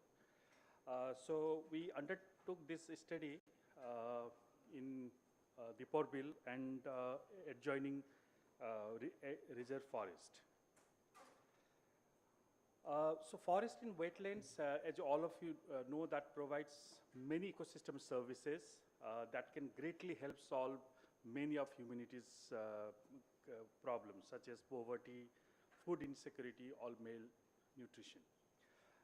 And these services or these ecosystems also promote sustainable economic growth, make the urban spaces and human settlement resilient to disaster, and combat climate change. But unfortunately, most of these ecosystems are in dire straits because of mostly the anthropogenic pressures. And for assuring prudent use, conservation, and sustainable development, knowledge of forest and wetland ecosystem services, their driver of changes, and the subsequent repercussions, particularly to region of areas of concern, is very, very crucial. So with this background, we carried out a study, and the aim of our study was to determine the dependency of the local communities on various ecosystem services provided by Diporbil and its adjoining forest. And we chose three objectives of our study. First was the evaluation of ecosystem services provided to the local communities. And second, assessment of the relative dependency of local communities on ecosystem services. And third is the assessment of the livelihood of people and their economic conditions. And this is the map of the study area, and we selected 4 villages. These 4 villages are Kyotpara, which is towards the northern part of the Diporbil. The green thing that you see here in the map is the area of Diporbil. And then Matia Gaon, which is towards the southwestern part of Diporbil, and very adjacent to the Rani Gorbanga Reserve Forest. So in fact, it is in between Diporbil and the Rani Gorbanga Reserve Forest. And the Kalitapara is also in between Diporbil and the Rani Gorbanga Reserve Forest. Whereas in Satargaon, if you see, Satargaon is entirely within the Rani Reserve Forest. And these are the few pictures of these 4 villages. And Kyotpara is, some of the people are exclusively dependent on Diporbil, whereas in Matia Gaon, it's a mixed. The people extract resources both from wetland as well as the forest. And Chakardo Kalitapara, a small village, which is just next to the watchtower of Diporbil, so consisting of around 21 households. They also derive a lot of resources from these ecosystems. And Satargaon, which is nestled in the middle of Rani Reserve Forest, is deriving resources, bioresources, mostly from the forested areas. And so the primary motivation is that we keep hearing about things like all villages adjoining, say, Dipor Bill or say this forested are dependent on the Dipor Bill, whether it is true or not, right? Whether some of the villages are, though they located at the fringe of the bill or the fringe of the forests, so are they extracting resources or not, right?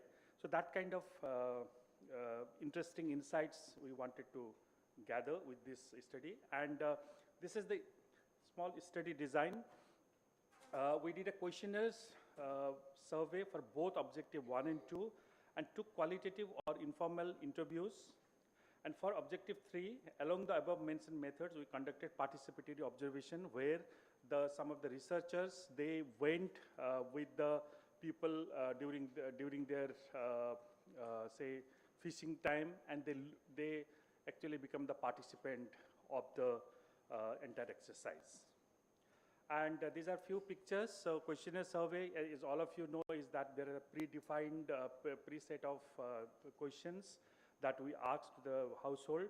And the qualitative interviews are informal interviews. So we catch hold of a few people, or we stop in some places where there are people, and then we interviewed them. And then the participant observations, so where we actually become the participants of this entire exercise. And so this mix of methods, I think, give us because some of the things that you cannot get with questionnaire survey, that you will get with the participant observations. So these are the sampling efforts. So we conducted 113 household surveys in Chakardo, Kalitapara, where we did 14 household, in Kyotpara 51, Matiagaon 15 household, and Satargaon 33 household. And among them, 90 were male and 23 were female participants. And we spent around 7 months in the field from February 2023 to August 2023. And apart from the questionnaire survey, as I already told you, we conducted 5 participatory observations in Chakardo, Kalitapara, Kyotpara, and Matiagaon. So we couldn't do it in the Satargaon village. And these are the results. And if you see, this is from the household survey. So if you see, the most number of illiterate person who cannot write or read are from the Satargaon. Satargaon is a remote area, and most of the say people with the secondary, graduate and undergraduate educations are from the Kyotpara, which is more like an urban area. Okay, this could be several reasons for this disparity.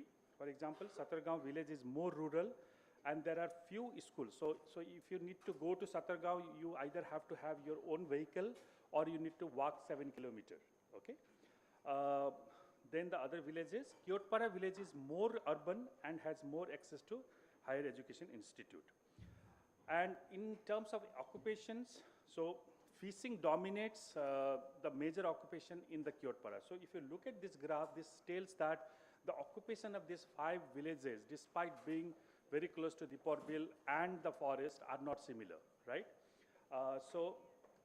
Most of the people in Satargaon are laborers. So they go and they do daily laborer in Rani and other areas.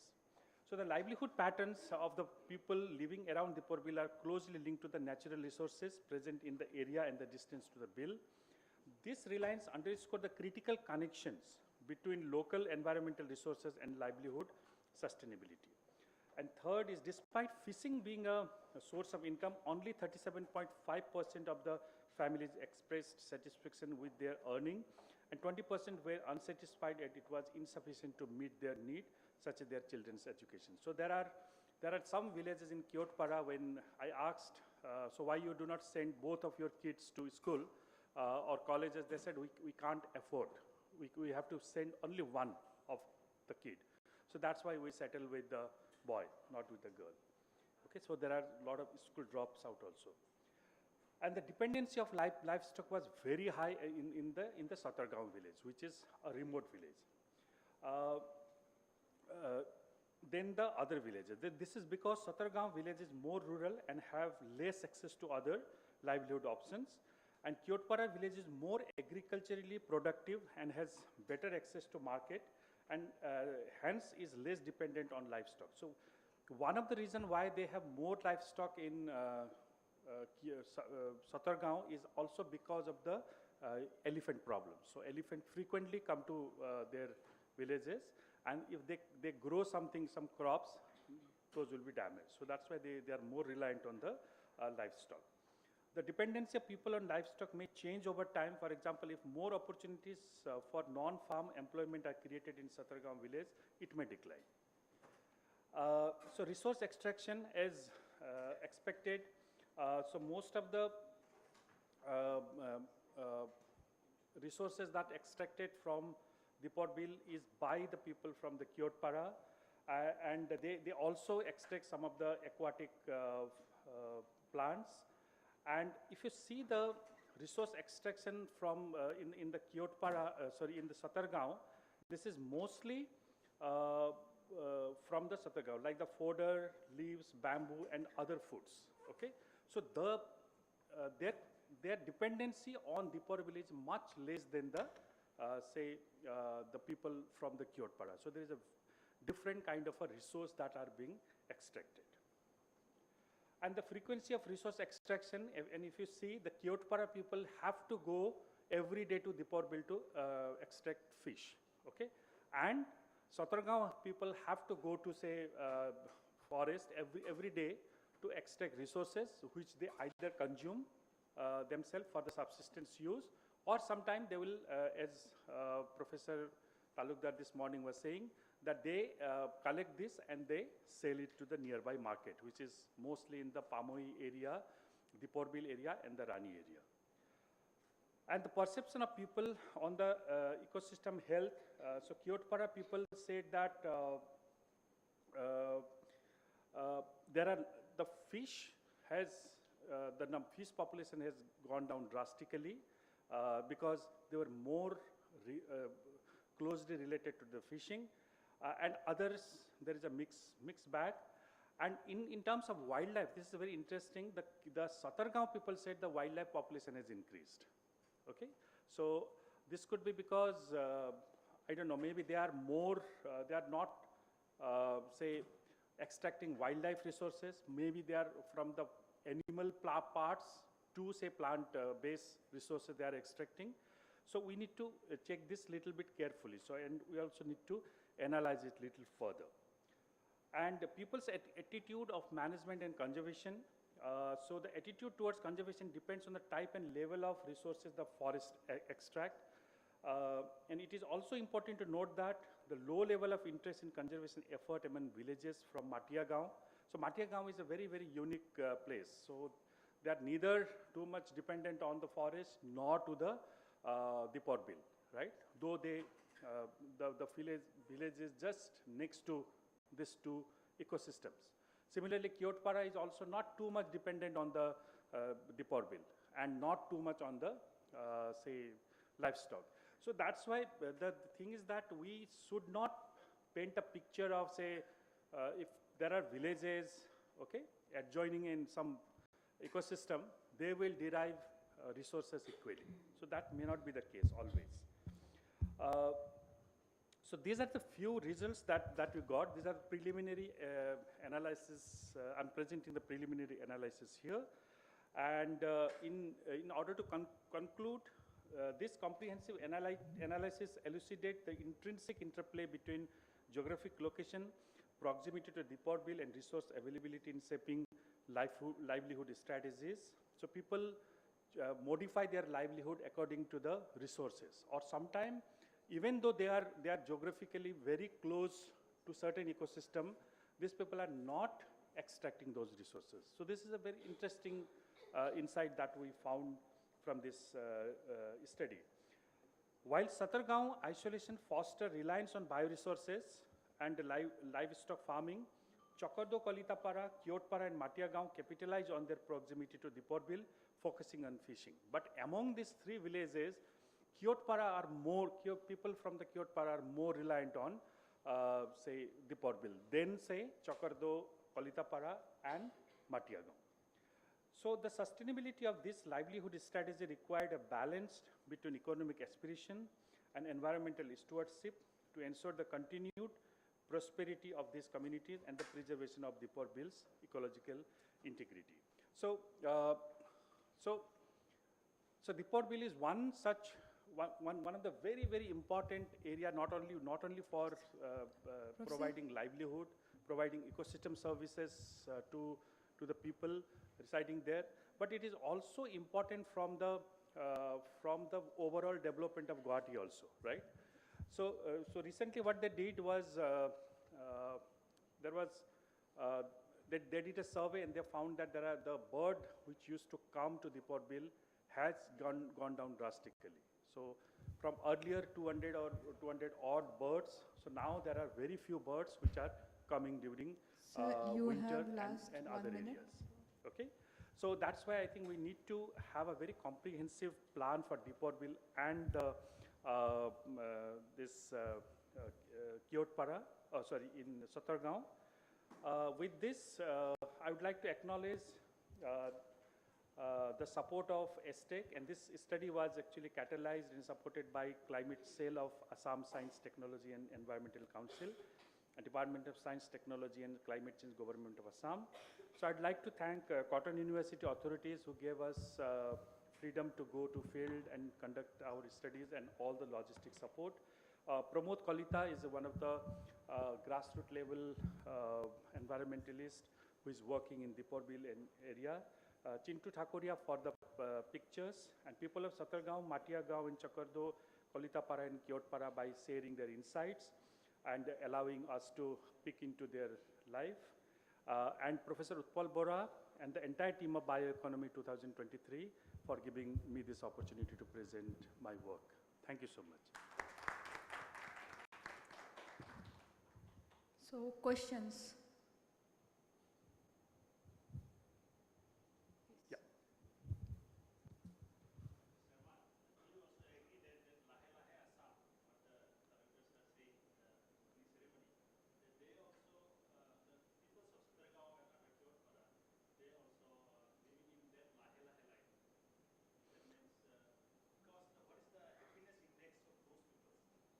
So I think so I'm not. So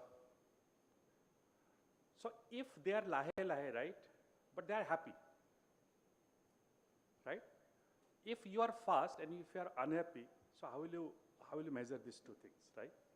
So I'm very fast. I earn a lot of money, but at the end I go on my bed with unhappiness. They are lahe people, earn less, but they sleep nicely. They have perhaps the better, say, mental health than most of us. So I think we need to change this thing, and we also need to see whether these people, right? So I'm not in favor of like completely converting them to urbanites. Okay, I'm not in favor of this by providing everything that we have. If they aspire, you cannot stop them. But from our end, it should not be there. So we should not force something to these people, right? And in Kiotpara, so we tried with the alternative livelihood options. So we asked, what do you want to do if you are not doing, if you do not do fish, do you want to do anything else? Most of them say sarkari sakori lage, which we cannot give, right? So so that's the thing. So the government job we cannot provide. So we can provide some alternative livelihood so that their dependence on bill is minimized. But my question is, so what is happening? So do they are impacting negatively to the poor bill? First, we need to establish that thing. If yes, then I think we should give them some sort. If no, then we should identify the threat, bigger threat. What is the bigger threat of the poor bill? It may not be the local people. Perhaps the pollution level in the poor bill. You have seen the garbage dump, which is just 500 or 1 kilometer near the poor bill. So that is causing more damage to the poor bill. Perhaps the entire, I think there are a lot of studies done by ISST scientists also. They found that there is a huge pollution level. So that's why the entire, the fish communities are also changing. There are only cat species which can like survive in that kind of polluted. So my answer will be that one. So I think we need to take their opinion. So unless they they say, okay, we need this, we should not force them. So this is the livelihood that will help you. No. If they need to, you can say that, okay, these are the livelihood options. So do you think any of this will help you? Or do you think any of this will make your life better? But who are we to tell them that their life is worse than ours, right? So perhaps their life is much better than ours. So how are you measuring those happiness? And you rightly said that, right? Okay. Yeah. Sir, the presentation was very much informative, and I think, sir, this is the preliminary study on Deepor Bill on ecosystem services, and most of the results are from the provisioning services, sir. Sir, is there any plan for like study for other ecosystem services like regulating, this one supporting and cultural? Is there any plan, sir, further plan? Yeah, I think we will take this forward. Let's see how this will go. Yes, sir. One more, sir. Yeah. Since like this Deepor Bill, as we know, it is one of the like what to say, ecotourism place. And what is the status of like ecotourism on people's livelihood, sir? It will give a cultural service to the people over there. Yes. So what is the status? Actually, Yeah, I want to know. I think still the ecotourism in Deepor Bill is still the low impact ecotourism. It's not say damaging. So if you tomorrow if you introduce a motor base now so if you do that, that may harm, because if you are doing it in a traditional way with the local row kodikrizai, I think that's not a problem. And particularly, I think there should be some curb when during there are a lot of migratory birds. So I don't know. So we need to have a very clear understanding that some of these measures, some of the ecotourism measures are impacting the wildlife there. So if not, then I think we can go with this. But my thing is that ecotourism, the very basic, the concept of ecotourism is based on the fact that ecotourism should benefit the local people. It should not benefit someone from, say, Delhi or someone from, say, other areas or, say, in Guwahati, right?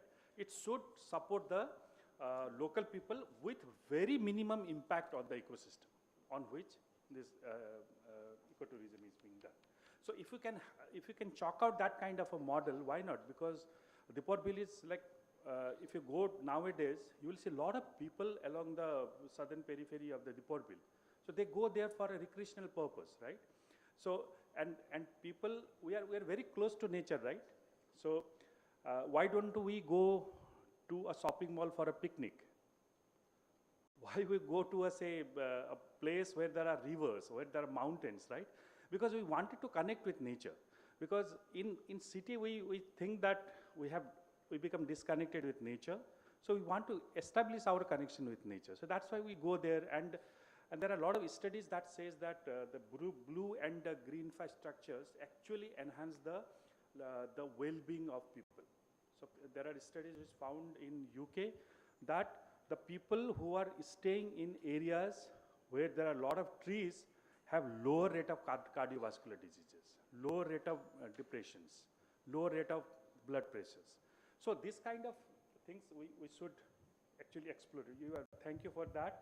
I think definitely we'll try to explore much more such areas for research in the future. But some of this are like beyond the scope of my expertise. So that's why I prefer mostly the field-based studies. But there are certain, like the water table and other areas. So whether Deepor Bill is, how much stormwater Deepor Bill is holding. So that I think need a different kind of expertise, which I don't have currently. So perhaps I can collaborate with you. So let us join hands to thank Professor Narayan Sharma for Thank such you so an much. insightful talk. Thank you, sir. Our next speaker is Professor Sangeeta Deka. She is also from Cotton University, and her research area is Pandit Deen Dayal Upadhyay University. Sorry. Her area of work is ecology. I was told Cotton University, sir.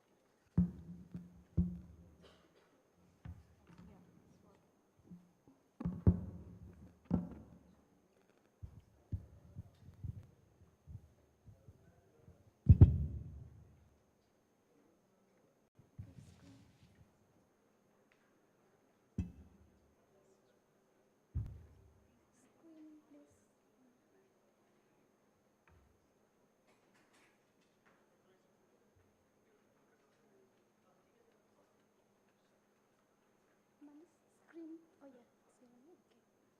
Okay then. Okay, fine. A very good evening to all, respected chairpersons of today's session, Ecosystem Services, respected delegates, and all the presenters present over here. Myself, Sangeeta Deka, presently associated as Assistant Professor in Pandit Dindayal Upadhyay Adarsha Mahavidyalaya, Amjonga. Today I am going to present on a topic entitled Economic Valuation of Carbon Stock and Oxygen Production, Assessing Ecosystem Services of Roadside Trees in Gwalpara District, Assam, Northeast India. But before I start my presentation, I would like to draw your attention on the screen.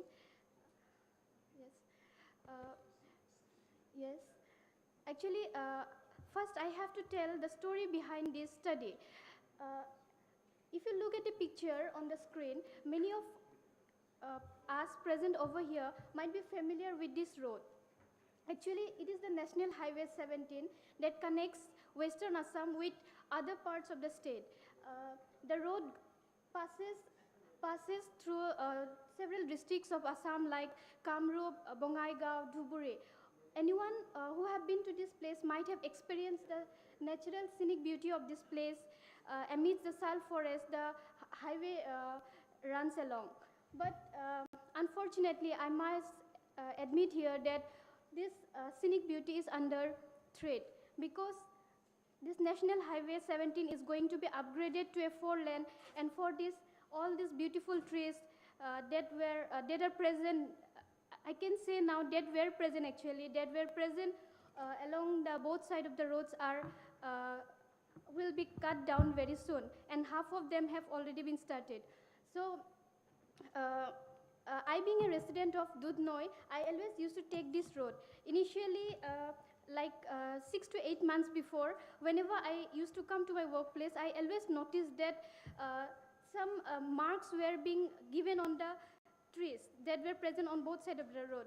Initially, I thought these marks were given by the forest department itself in order to make some kind of departmental survey. But after investigating and discussing with some of my partners, I came to know that actually these marks were not for any kind of survey, but these were actually the dead marks for those trees. Dead marks in the sense because these trees will be cut down as this National Highway 17 is going to be upgraded to a 4-lane. So now these are the marks. So I thought, I made a team with some of my students, and I thought that before these trees become history for all of us, let us make some memories of these trees through our scientific research. So we took an agenda and we tried to enumerate the number of trees that were present along both the side of the roads, and also to identify the species that were present along the roadside. Also, we tried to estimate the biomass and carbon stock value of those roadside trees, and out of the carbon sequestration value, we obtained the oxygen production value. And keeping the theme of our today's conference, Bioeconomy, I tried to make a preliminary study and evaluate two of the major ecosystem services that are provided by the roadside trees. Those are carbon stock and oxygen production. Now coming to the presentation, as we all know that roadside trees, they not only give an aesthetic beauty to the place, but also they have a very strong influence on the ecosystem well-being. They provide habitat for those many avian faunas as well as many terrestrial animals. Also, they have a strong impact in climate change mitigation. Moreover, roadside trees, they act as a major carbon sink by absorbing the atmospheric carbon dioxide, and this carbon dioxide which would otherwise remain in the atmosphere. Besides, there are many other ecosystem services associated with the roadside plants, but today in this presentation I'll be focusing on only carbon stock and oxygen production services. So we all know that biomass is the living or organic living matter present in the plant, and carbon stock is the total amount of carbon that is stored in the plant. So already I have mentioned the objectives. Now the study area. My study area was from Dudhnoi to Darangiri. Actually, although the roadside plants were marked from throughout the National Highway 17, but I took only 11 kilometers as a model so that I can represent, I can use my model to like establish for other reasons throughout the National Highway 17. So 11 kilometers was taken as the study area, covering an area of 11 hectares. So, and keeping in account the importance of roadside trees and the floristic database in the region, and to predict the implication of tree loss on biomass and carbon stock due to the anthropogenic activity and this kind of developmental activities, the present study was undertaken. In methodology, a non-destructive method was adopted to estimate the biomass and carbon. Allometric equation given by Chamber was taken to estimate the above ground biomass, and below ground biomass was calculated by multiplying a factor of 0.229 with the above ground biomass value. And carbon stock assessment was considered 55% of the above ground biomass. For estimating the oxygen production value, actually the oxygen production value was estimated from carbon sequestration value based on atomic weight. And for economic valuation of the two ecosystem services of roadside trees, that is carbon and oxygen, we undertook a direct benefit transfer method where the unit monetary value of carbon per ton was determined to about $20 and for oxygen value, unit monetary value of oxygen per ton was estimated to be $24.93. Now coming to the results, a total of 45 plants belonging to 23 families were recorded from the roadside plants, and the total number of individual trees was enumerated to 1,050 individual trees were found within a range of 11 kilometers from Dudhnoi to Darangiri. And the GBH was ranged between 6 centimeter to 500 centimeter of those trees. And biomass of the individual tree ranged between 0.06 ton to 19.65 ton. Subsequently, carbon also ranged from 0.02 ton to 10.81 ton. Now coming to the floristic account, we found Fabaceae was the most dominant family with 9 species, followed by Anacardiaceae with only 3 species, and other families like Lamiaceae, Apocynaceae, Malvaceae, they contained 2 species each, and there were a few other families with monospecies.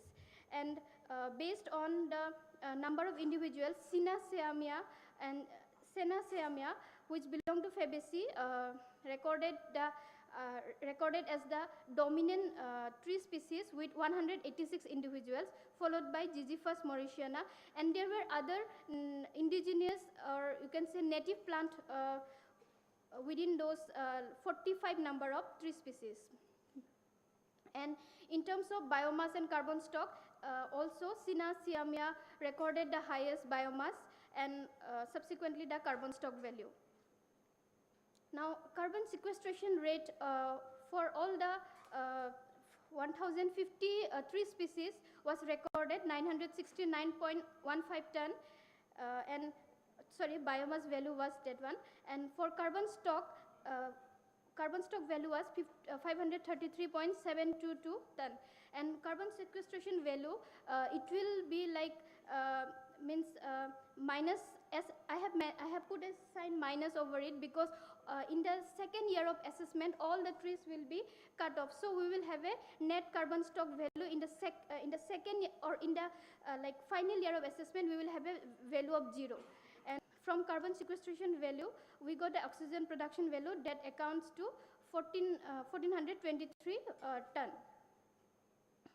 Now monetary value of ecosystem services, that is carbon sequestration and oxygen production, was done, and the carbon value was estimated based on the cost of reducing emission, and which account that for 533.72 ton of carbon value, the monetary value was in Indian currency, if we say, it was 8,88,323, and for oxygen value, it was based on industrial oxygen, and it accounts to 29,52,787.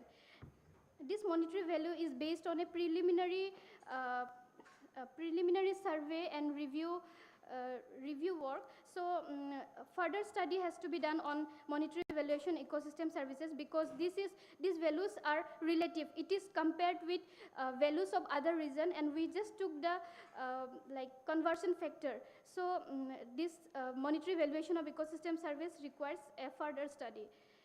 And now coming to the implications of tree loss, we all are aware that if trees will be cut down, then the oxygen supply will be drastically reduced, a major carbon sink will be totally lost, and it will release the sequestered carbon over the years, and definitely the habitat for flora and many of the avian fauna and terrestrial fauna will be disturbed, air regulation will be affected, aesthetic beauty we have to compromise, and the entire ecosystem will be like disturbed, leading to a vast decline in many of the ecosystem services.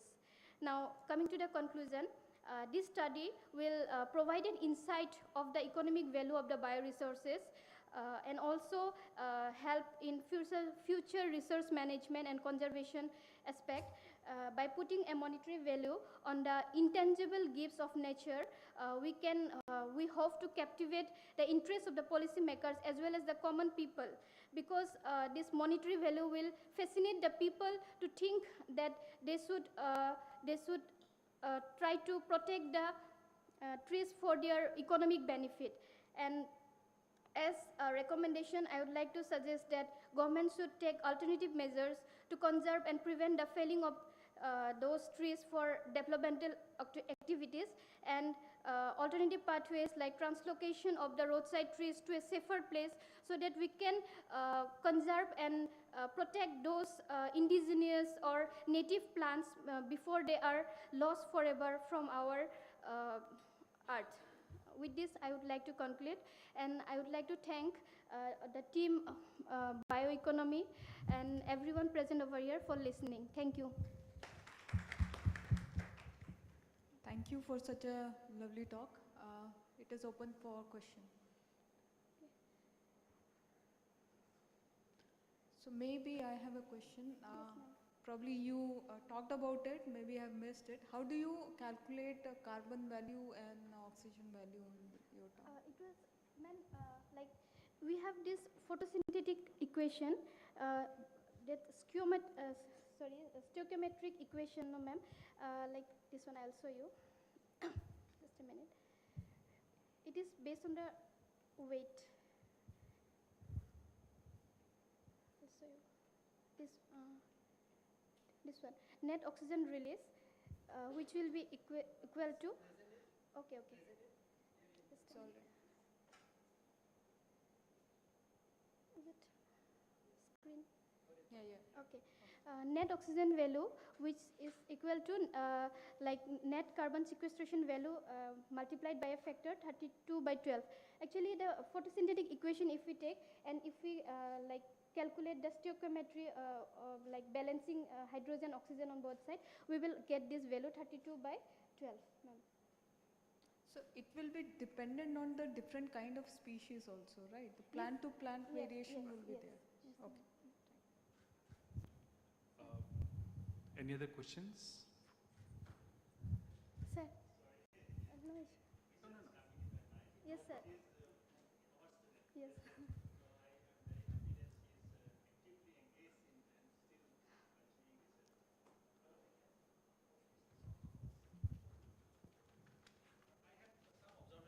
Yes, sir. Actually, the road we often go by that road, and I look it's just like a salt forest or But I have seen in the list some Menzifera and then Butia and other plants. Sir. Actually, that 17 kilometer, it is from the both side of the road, or what is the wide Yes, that you consider sir, for that? it is 11 kilometers from Dudhnoi to Darangiri, and like I took 5 meters, like 5 meters away from the road. That means 5 meters on either side. That means I have like 11 into 10 meter. If I find the area, sir, then I will have 5 meter on either side. This side 5 meter and on the other side 5 meters, sir. Then whatever trees has come under that area, I have taken all those trees, sir. Also, do you mean to say that it's a mixed forest? Sir, yes, like there are many other trees along the roadside. Sal forest, sal forest is there, but along the road there are other trees also. So we cannot say it is a forest. Like along the road there are other trees also. And if we go beyond 5 meters from the highway, then we will have the sal forest like extended up to several like meters or kilometers, sir. Okay, thank you. But the dominant forest is sal forest over that area, sir. Yeah, actually, Dominant in is true sal. sense, it's like a sal forest. Yes, yes. So other plants will not grow well there. But I think it's a regenerated forest. Yes.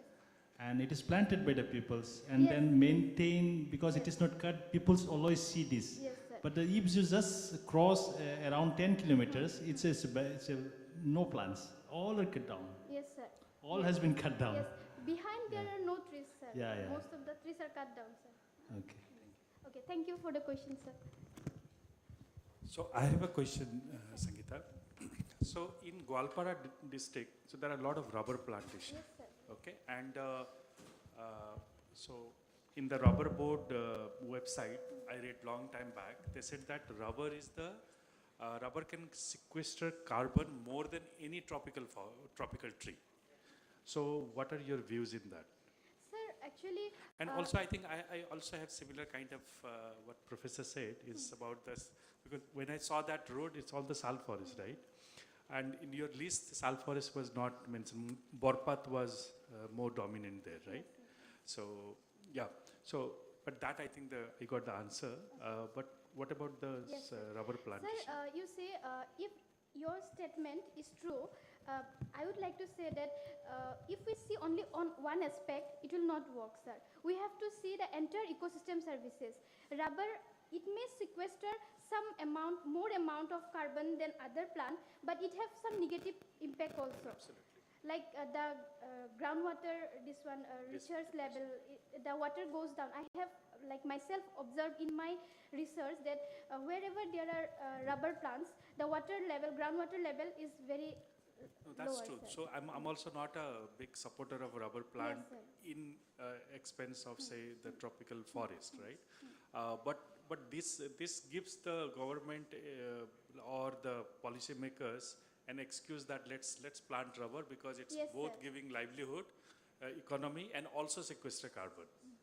But rubber plant, as you know, It has because many negative impacts, sir, and we have many research it doesn't have paper any also. biodiversity at all, and ground is almost barren. Yes. It's a biological desert Yes, below. sir. If we make comparative account, then we will find always less biodiversity in rubber, like rubber patch, than the other sal forest or any other mixed forest type, sir. Yeah, thank you. Thank you, sir.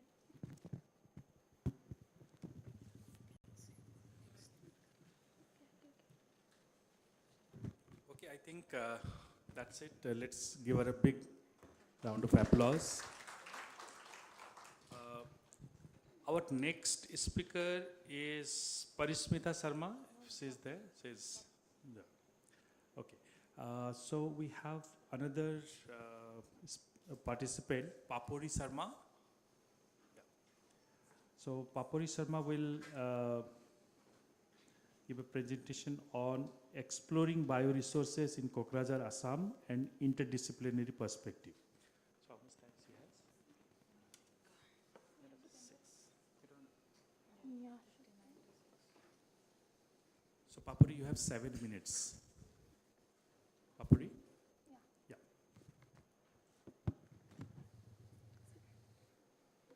It's not showing. Hello everyone, this is Papori Sharma and I'm going to present a paper on bioresources of Kokrajhar. For this study, I'm approaching it from an interdisciplinary lens. Okay. So the study was conducted a few years back in Kokrajhar, which is the western district of Assam, falling under Bodoland Territorial Region, which is an autonomous council. And it was conducted with the help of household survey and market survey.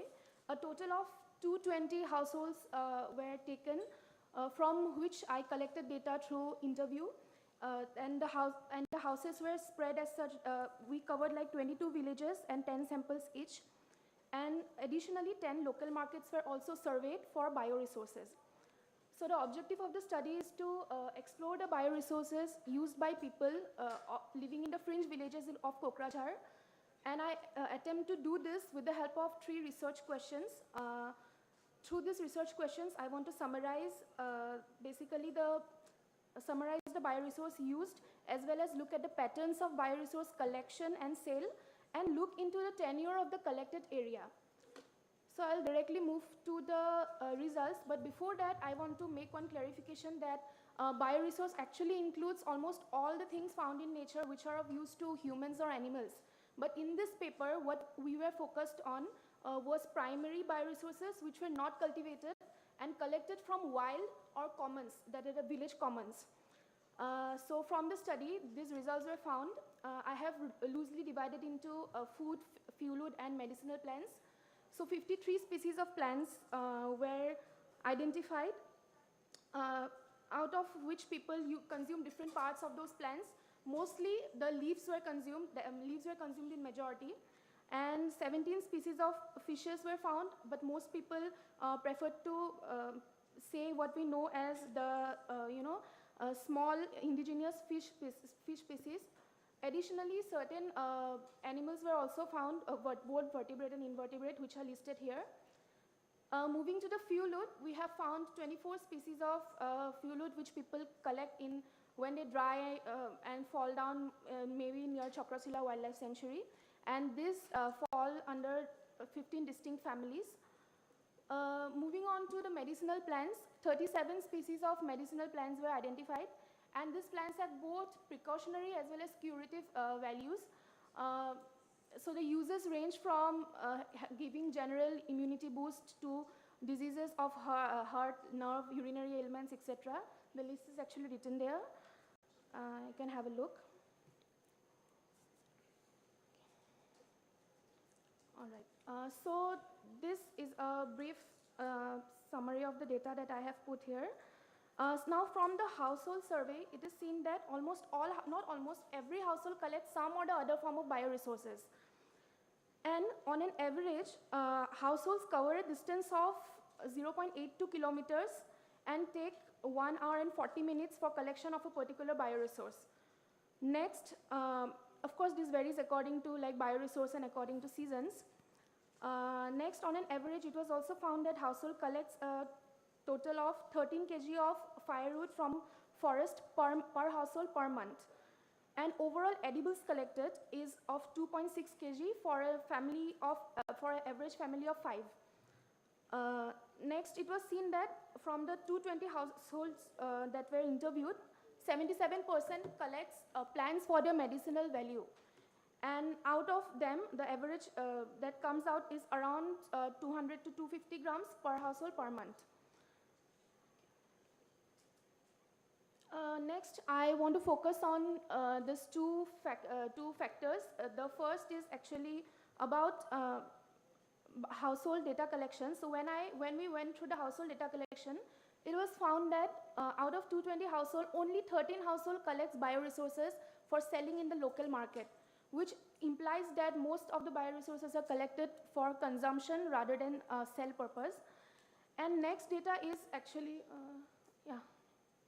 the next data is on the number of vendors, the first one. This is actually the vendors, total 108 vendors sitting across 10 local markets were surveyed, where it was found that the women were the one which consisted of a majority of vendors who were selling local native bioresources, while most of the men, especially the one belonging to, not belonging to tribal communities, sold those bioresources which were not even native things that we get, potato, tomato, and stuff like that. And it is also seen that out of the household survey, out of every 10 women, 6 women were involved in bioresource collection. Now, what does this imply?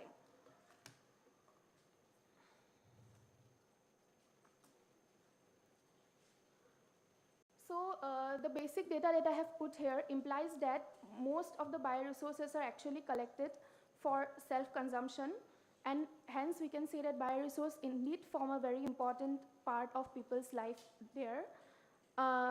Also, they give numerous use and non-use values, like we have seen medicinal. Similarly, there were also other values which were of cultural importance. People use bioresources for festivals which are of importance to them. Next is the role of women, which we have seen. From the data that I have collected, we can actually see that, we can say that women are the custodians of the traditional ecological knowledge.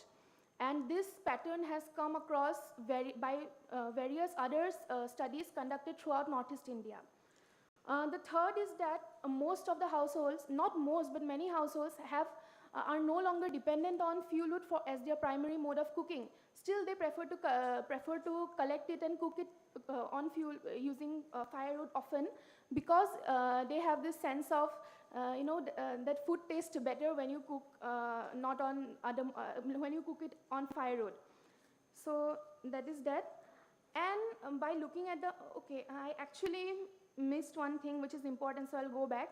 Tenure of the data collected area, the last pie chart.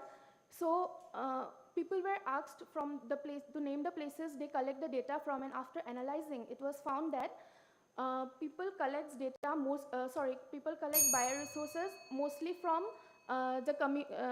from community resources, followed by government resources, and a very few amount of bioresource from personal places, and others like the areas governed by joint forest management. So this implies that we need to look further into what will happen to the people who are dependent on bioresources as newer policy comes into place, policies which may not be so favorable for them. So so briefly the significance, the study can be broadly put into the context of development environment debate, and the study actually consists a lot of potential, because it is important not only for biodiversity conservation point of view, but also from the point of view of rural subsistence, also preservation of cultural values, and of course many other economical factor comes into being which can be further studied. So my data was a little bit limited, in the sense that I was limited by my disciplinary background. I was limited by the language barrier that came into being while doing the study. Most of the people were of Boro or Rabha community. So these are a few areas where more data can be collected. And another data, another future potential of looking into the study is through a lens of policy changes, because no matter how many change we bring through bioeconomy, ultimately whatever policy we have at place, that will determine how much of a real impact that will make. So on the light of the new Biological Diversity Act, Amendment Act which is being passed, and Forest Conservation Act which are being passed, so this data and this analysis need to be seen and made. Okay, so yeah, I want to end by acknowledging A3 and my guide, Dr. Rajkamal Goswami, who was the one who actually conceived the study. He made the questionnaires, I did the study mostly, and Department of Geology, who helped me with the language barrier, and Tata Institute of Social Sciences, which is when I did the study, when I was a master's student there under Dr. Abhinadan Sekia, who unfortunately is not here now. So yeah, thank you. Thank you, Papuri, for the wonderful presentation. And I really like the way you presented your data in the Thank you, sir. visual presentation, and very few text. Very nice. So now the floor is open for question.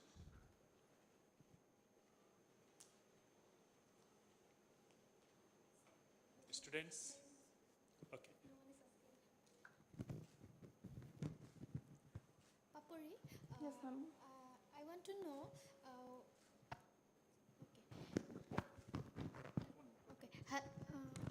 while you went for the survey, did you find any kind of community loss in terms of like bioresource harvesting? Did they have any kind of law? Community laws. Community laws. The questionnaire did not really cater to that too much, but I did ask around a little bit. Community laws as such I did not find, but newer changes are coming into place because many of the areas are now placed under joint forest management community. So because of that, earlier people used to have this sense of, okay, this is our place, we can collect as much or whenever we like, and most of the answers in fact were like this. I also asked this question that how often do you collect? So I could not give a data frequency because they used to say whenever, whatever, whenever, like that. So now this newer sense of sharing the resource with government because of joint forest management, that is a new emerging area that I could find. And also the study is a little bit old. It was done in the summer of 2019. So I think a little bit of changes will come into place since then, which is again why I did not do the economic valuation, because the market survey, that I also did that point, like I asked around how much do you sell, and I used to weigh the vegetables or whatever, and accordingly make a assumption of how much dependency is there. But that might change since COVID, now prices have increased and stuff like that. So a little bit of changes are there, and I think this study has a lot of new directions that people can look into from different disciplines. So yeah. Okay, thank you. I have a question. So, did they also say that, and this is very interesting that the women are collecting, or women have that traditional knowledge. Yes. In most of the places, it's the men are the custodians of the traditional knowledge. That's a fascinating actually. And second question is, did you see that any trend in the bioresource, like a change over some time? Yeah, sir, this was actually a question. Like whenever I used to go and ask that what bioresource do you collect? And by the way, this list is very it is not an inexhaustive list, because people, whatever comes to their mind, they used to speak those things. And market survey, I saw the products, but for household survey, I didn't see the products. So when I used to ask, have you seen any difference? So I think I have done this analysis, but I don't have the data. Many say that things are constant. For most of the bioresources, it is constant. For some, it is declining. But interestingly, for many other bioresources, it is actually increasing.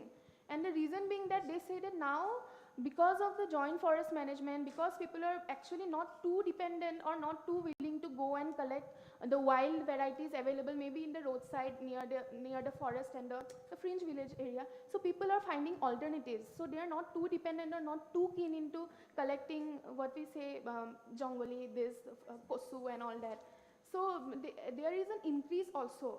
But for individual bioresources, how much increase is there, that is a little, the data is a little murky and needs a little... So any bioresource that they used to collect earlier, which is not available now? Yeah, I mean, many varieties of leafy vegetables.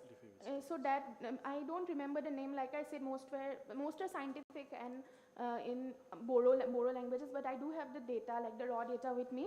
So leafy vegetables are a little bit declining in numbers. So thank you so much, Papuri, for the wonderful presentation. So now we have Tanushree Sarkar. She will be presenting a oral presentation titled Metagenomic Insights into Sulfur-Related Metabolic Modules in the Coal Overburdened Materials of Margarita, Assam.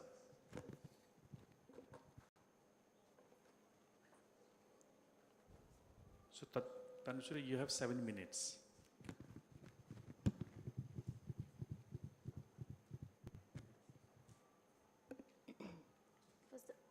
First of all, a very good evening to one and all present over here. My name is Tanushree Sarkar, and today I'm going to present metagenomic insights into sulfur-related metabolic modules in the coal overburden materials of Margarita, Assam. So we all know that overburden management in minings are a very big issue globally. The toxic heavy metals which are naturally occurring in the underground are often exposed above the ground due to the excavations, due to the mining excavation done in the mining processes, and that leads to the leaching of the heavy metals. So acid mine drainage, which is also occurring due to the presence of sulfur facilitates the leaching of the heavy metal. So a very high content of sulfur and some toxic metals has been reported in various coal mining areas by several workers. And it is also seen that iron sulfur are reduced to sulfuric acid by different reduction processes, and also they are converted to one from to another by different by 3 sulfur metabolism modules, namely the assimilatory sulfate reduction, dissimilatory sulfate reduction, and thiosulfate oxidation pathways. So, and also it has been found that various sulfate oxidizing and reducing bacteria and other microbes are associated with the bioconversion of sulfur from one form to another. Therefore, it is very important to understand the microbial role of the microbes in biogeochemical cycling of sulfur in nature.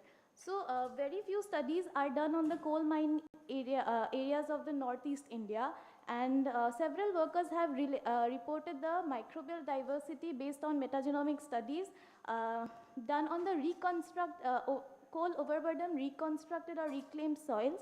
But the microbial analysis of microbial diversity on fresh coal overburden materials are not exactly done yet. So these coal overburden materials are extreme habitat due to presence of toxic metals, and they are highly acidic and they are very low in nutrients. So they are considered to be extreme habitats. So it is very important to know the naturally occurring communities of microbes in such extreme habitats, and it is also important to understand their ecological roles. For study area, we have selected the coal mining areas of Margherita, Assam, specifically the Tikok Colliery, and our study area was an open cast coal mining, and it consisted of 15 coal overburden stratas and 4 coal seams, which stretched up to the depth of 35 meters from the surface of the ground. So we have, for the analysis of metagenomic DNA, we have pooled all the overburden materials from different stratas together, and then we have ground them with to powder.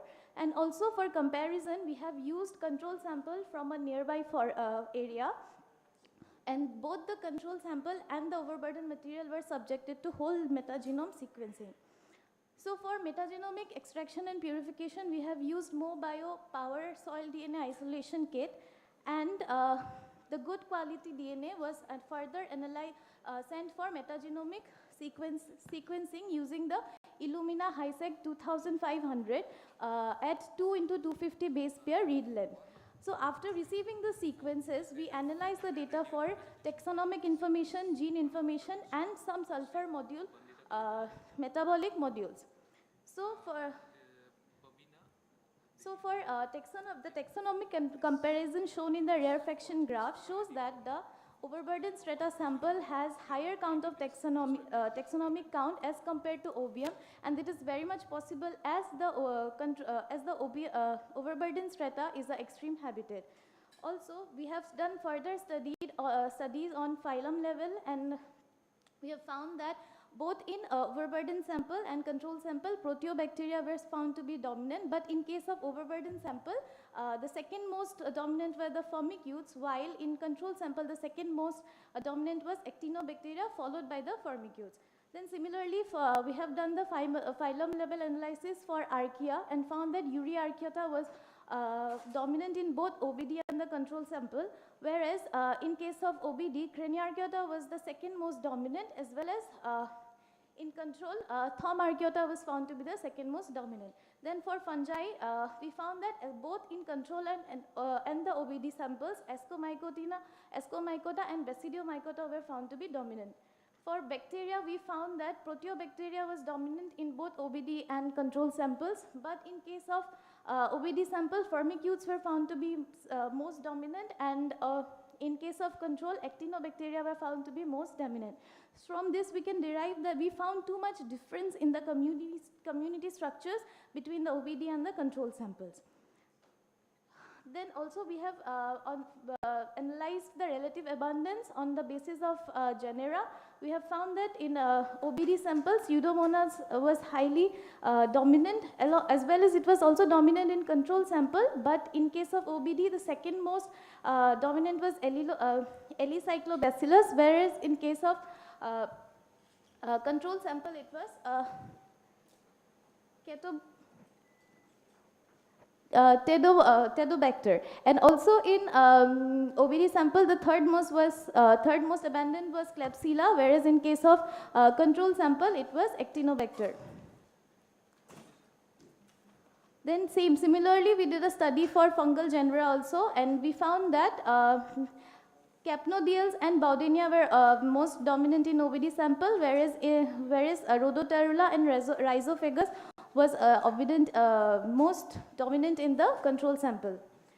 Also, for archaeal genera, we found that Thermoplasma and Vulcanicita was most dominant in the OBD sample, whereas for control sample, we found that Nitrospira was most dominant. Then the metagenomic data were then analyzed for functional attributes and in different databases like the seed and the KEGG databases, and the number of reads. So these databases have revealed that the number of reads in OBS were higher for parameters like enrichment of membrane transport, iron acquisition, and metabolism, aromatic compounds, motility, and chemotaxis, stress response, and sulfur metabolism. And similarly, contrastingly, it was low for carbohydrate, amino acid, energy, lipids, cofactors, vitamins, and nucleotides, etc. Then another problem that has been reported in the coal mines of Assam is the acid mine drainage and the high content of the sulfur. So we tried to understand the metabolic potential related to the sulfur metabolism. So after assigning the KO numbers in KEGG database, all the relevant KO numbers related to the S module were retrieved, and the KO hits were counted for each gene or enzyme. So, and then we have estimated a model completion probability. In the first model, we have seen that all the genes were present for the completion of the model. So the completion possibility of the first model was 100%, whereas in case of the other two models, all the genes, only a few genes were present. So the completion possibility of this, the other two models was impossible. Then we have also to know the gene differences associated with the sulfur module, we did some data exploration like retrieving of APR amino acid sequences. While comparing this data with APR gene, we found that some of the gene aligned in the region of 38 to 192, and the amino acid differences. Please conclude. Yes, sir. So similarly, we did, based on the differences, we have assigned them as different alleles. And similarly, we have done the same studies related to other sulfur module related genes like the SOX-A, CIS-C, SET genes, and the SER gene. And also for the alleles, we have estimated the numbers of single amino acid polymorphism site, SAP sites, and the identity percentages. Session Blue Bioeconomy. So finally, I would like to conclude that management of OB waste is very challenging task, and especially in Margarita alone, thousands of hectares of OBD wastelands have been generated. So physical and chemical methods are found impractical to manage these and manage such huge overburden strata material, and especially in for eradicating the heavy metal leaching and AMD, that is acid mine drainage from it. So biological methods, mainly use of microorganisms, are more eco-friendly and are expecting as more effective for OBD management at a large scale. Also, strata-wise metagenomic study can be carried out further for better understanding of microbial occurrence and diversity in the strata. Considering the present study as a base, or the findings of the present study as a base, metabolic potentials of microorganisms associated with OBM, that is overburden materials, could be validated by experimentations by culture method. By doing so, it will help us identifying the potent microorganisms which can lead in the eco-engineering and to manage specially for acid mine drainage and heavy metal leaching in the mining areas. And lastly, this study should be complemented with culture-dependent studies to identify the key species that are involved in the sulfur metabolism. Lastly, I would like to conclude by acknowledging Khandram Niren Singh, my senior, who originally conducted these studies, and Dr. Diganta Narzari, and also Bioeconomy 2023 for giving me an opportunity to speak. Present. Thank you so much. Tanushree. So we have time for one quick question.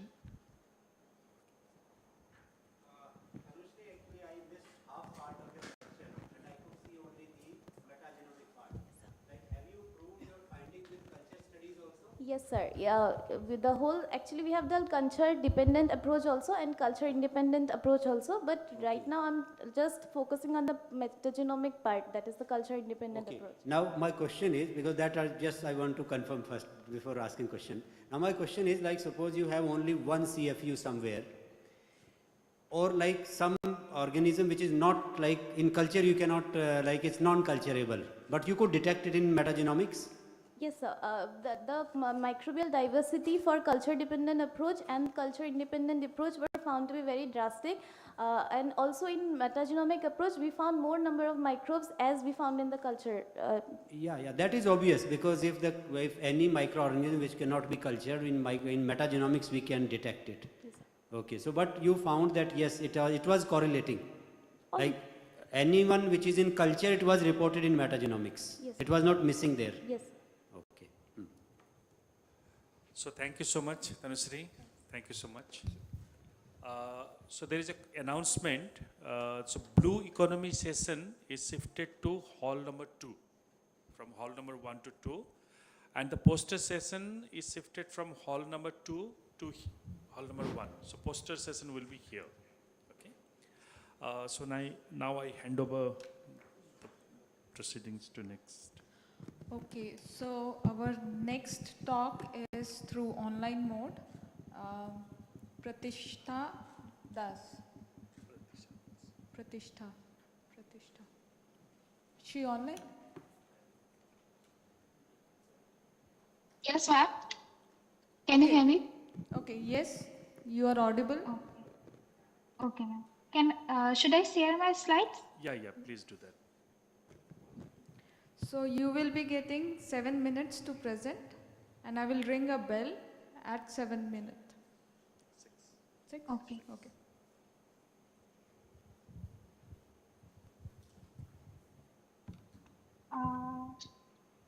Ma'am, is my slides are visible?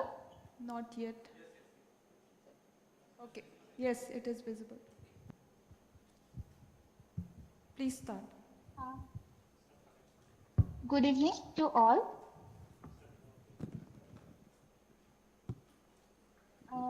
Go to the full view.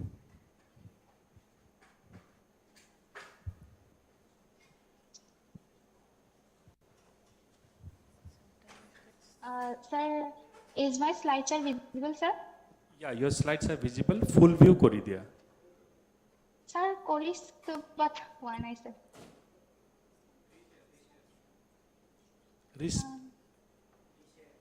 Reshare. Can I start, sir? You can reshare.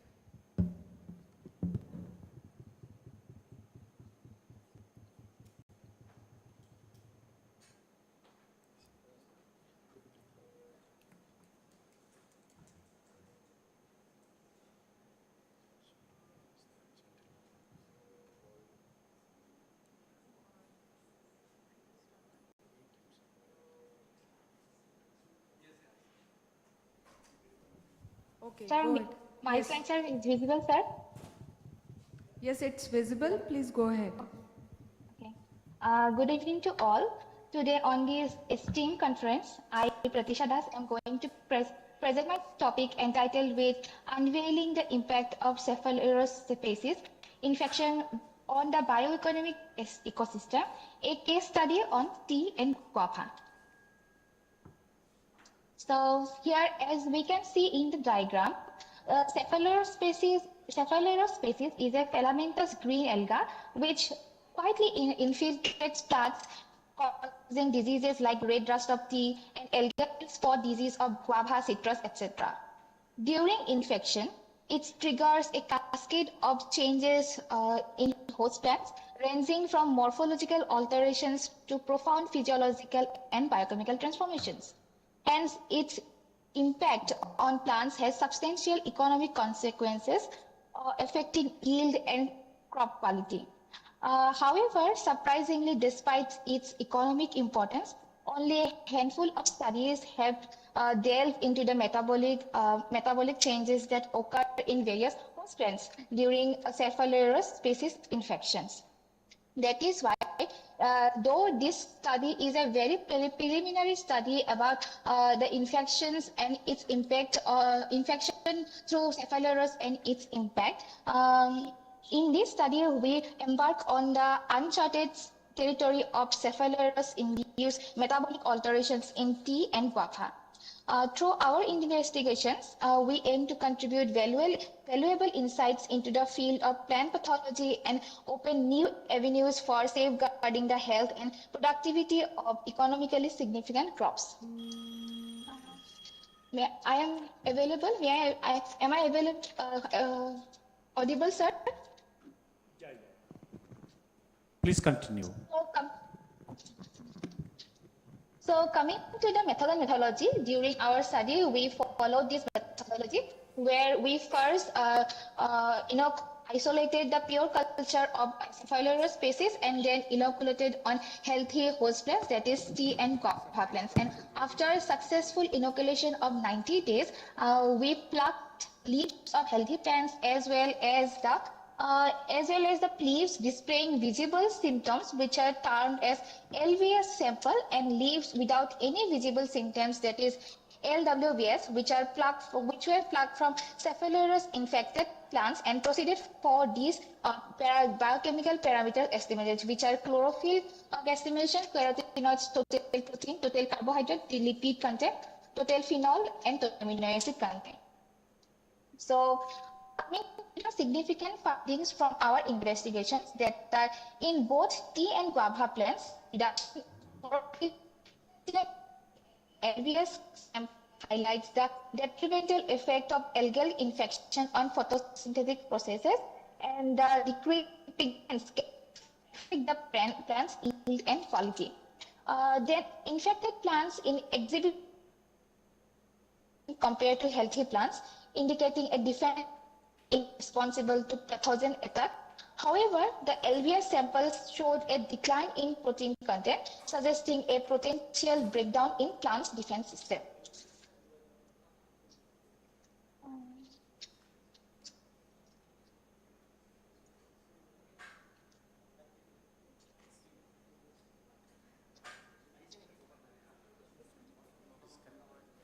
Continue, please.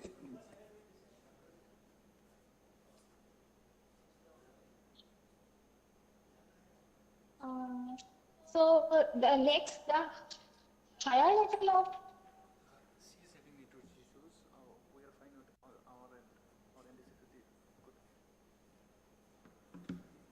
higher level of carbohydrates in a sample compared to WVS and high-Z samples may be a response to stress. This accumulation could serve as an energy reserve or play a role on a defense mechanism against the pathogen.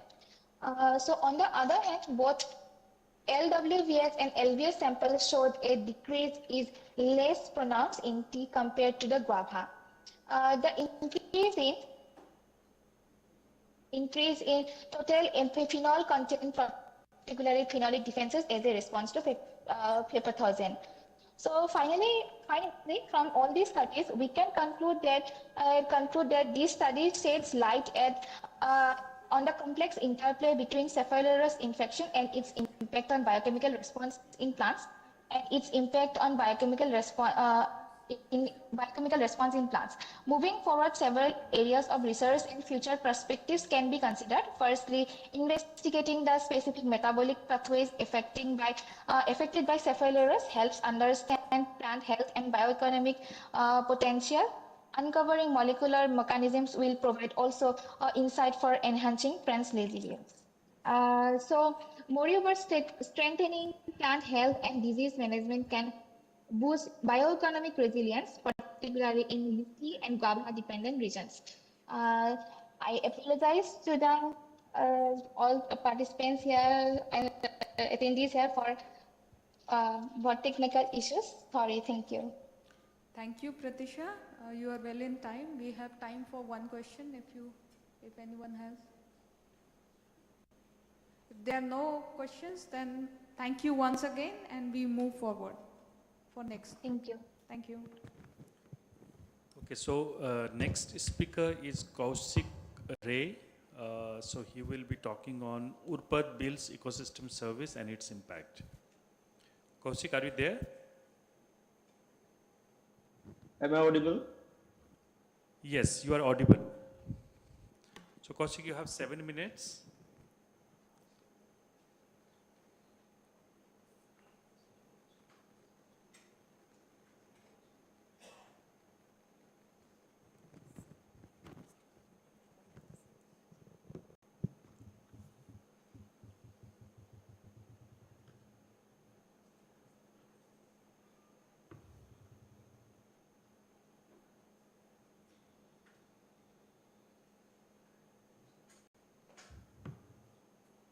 Sir, am I audible? Kaushik, you are audible. Just connecting.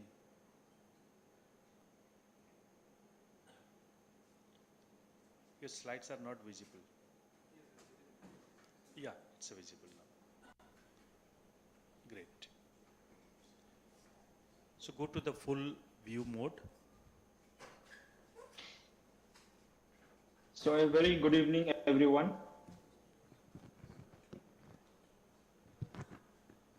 Hello, am I audible? Yes, yes, Kaushik, please go ahead. So very good evening, everyone. So my topic is assessment of ecosystem services of Urpat Bill and its impact on people's dependency.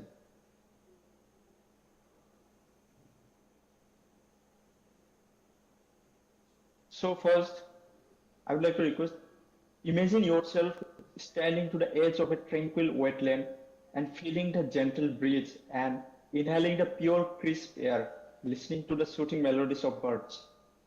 What you are experiencing is not just the beauty of nature, but a symphony of services that this ecosystem provides to sustain life on Earth. As you stand here, you are at the intersection of nature's wonder and human's necessity. So now coming to the introduction. So there are different definitions of wetlands. So according to Ramsar Convention, wetlands are areas where water is a primary factor controlling the environment and associated plant and animal life. The very definition highlights the unique characteristics of wetlands, where the land is saturated with water either permanently or seasonally, creating a variety of habitats for a wide range of species. The International Union for Conservation of Nature also adds that wetlands can be either natural or artificial, or it can be permanent or temporary. It can also include the marine areas. In India, at present, wetlands cover 4.6% of the country's total land area. And according to a report by Assam State Wetland Authority, there are 708 wetlands which encompasses 3,585 square kilometers. So ecosystem services. So ecosystem services, it refers generally to the benefits that we human obtain from the nature, and these services can be of generally provisioning services, regulating services, cultural services, and supporting services.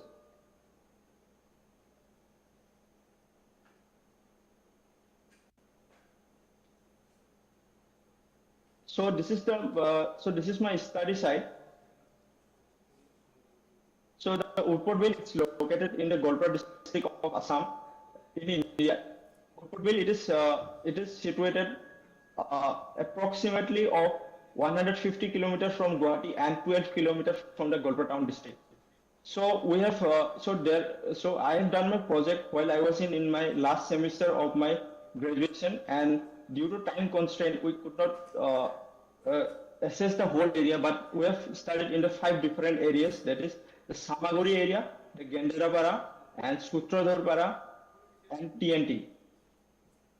So here in the map you can see the river Jinjiram is connected in the south of the Urpot Bill, which flows westwards towards Brahmaputra, and the river Jinari, which originates from the Garo Hill, it moves towards the north and northeast side of this Urpot Bill.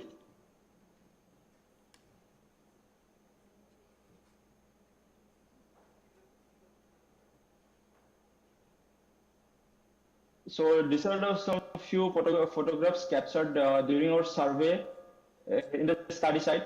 So this is while doing the field survey and doing personal interviews with the fishermen communities.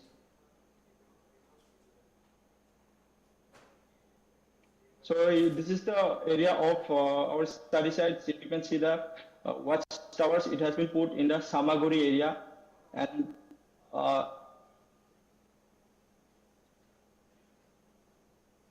so now coming to the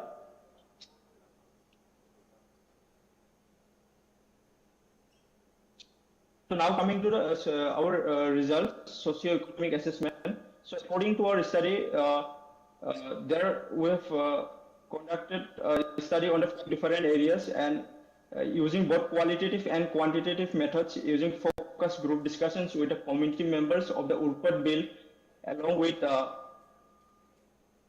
with household survey.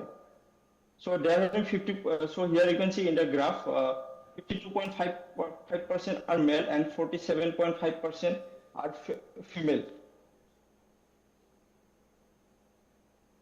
And the primary occupation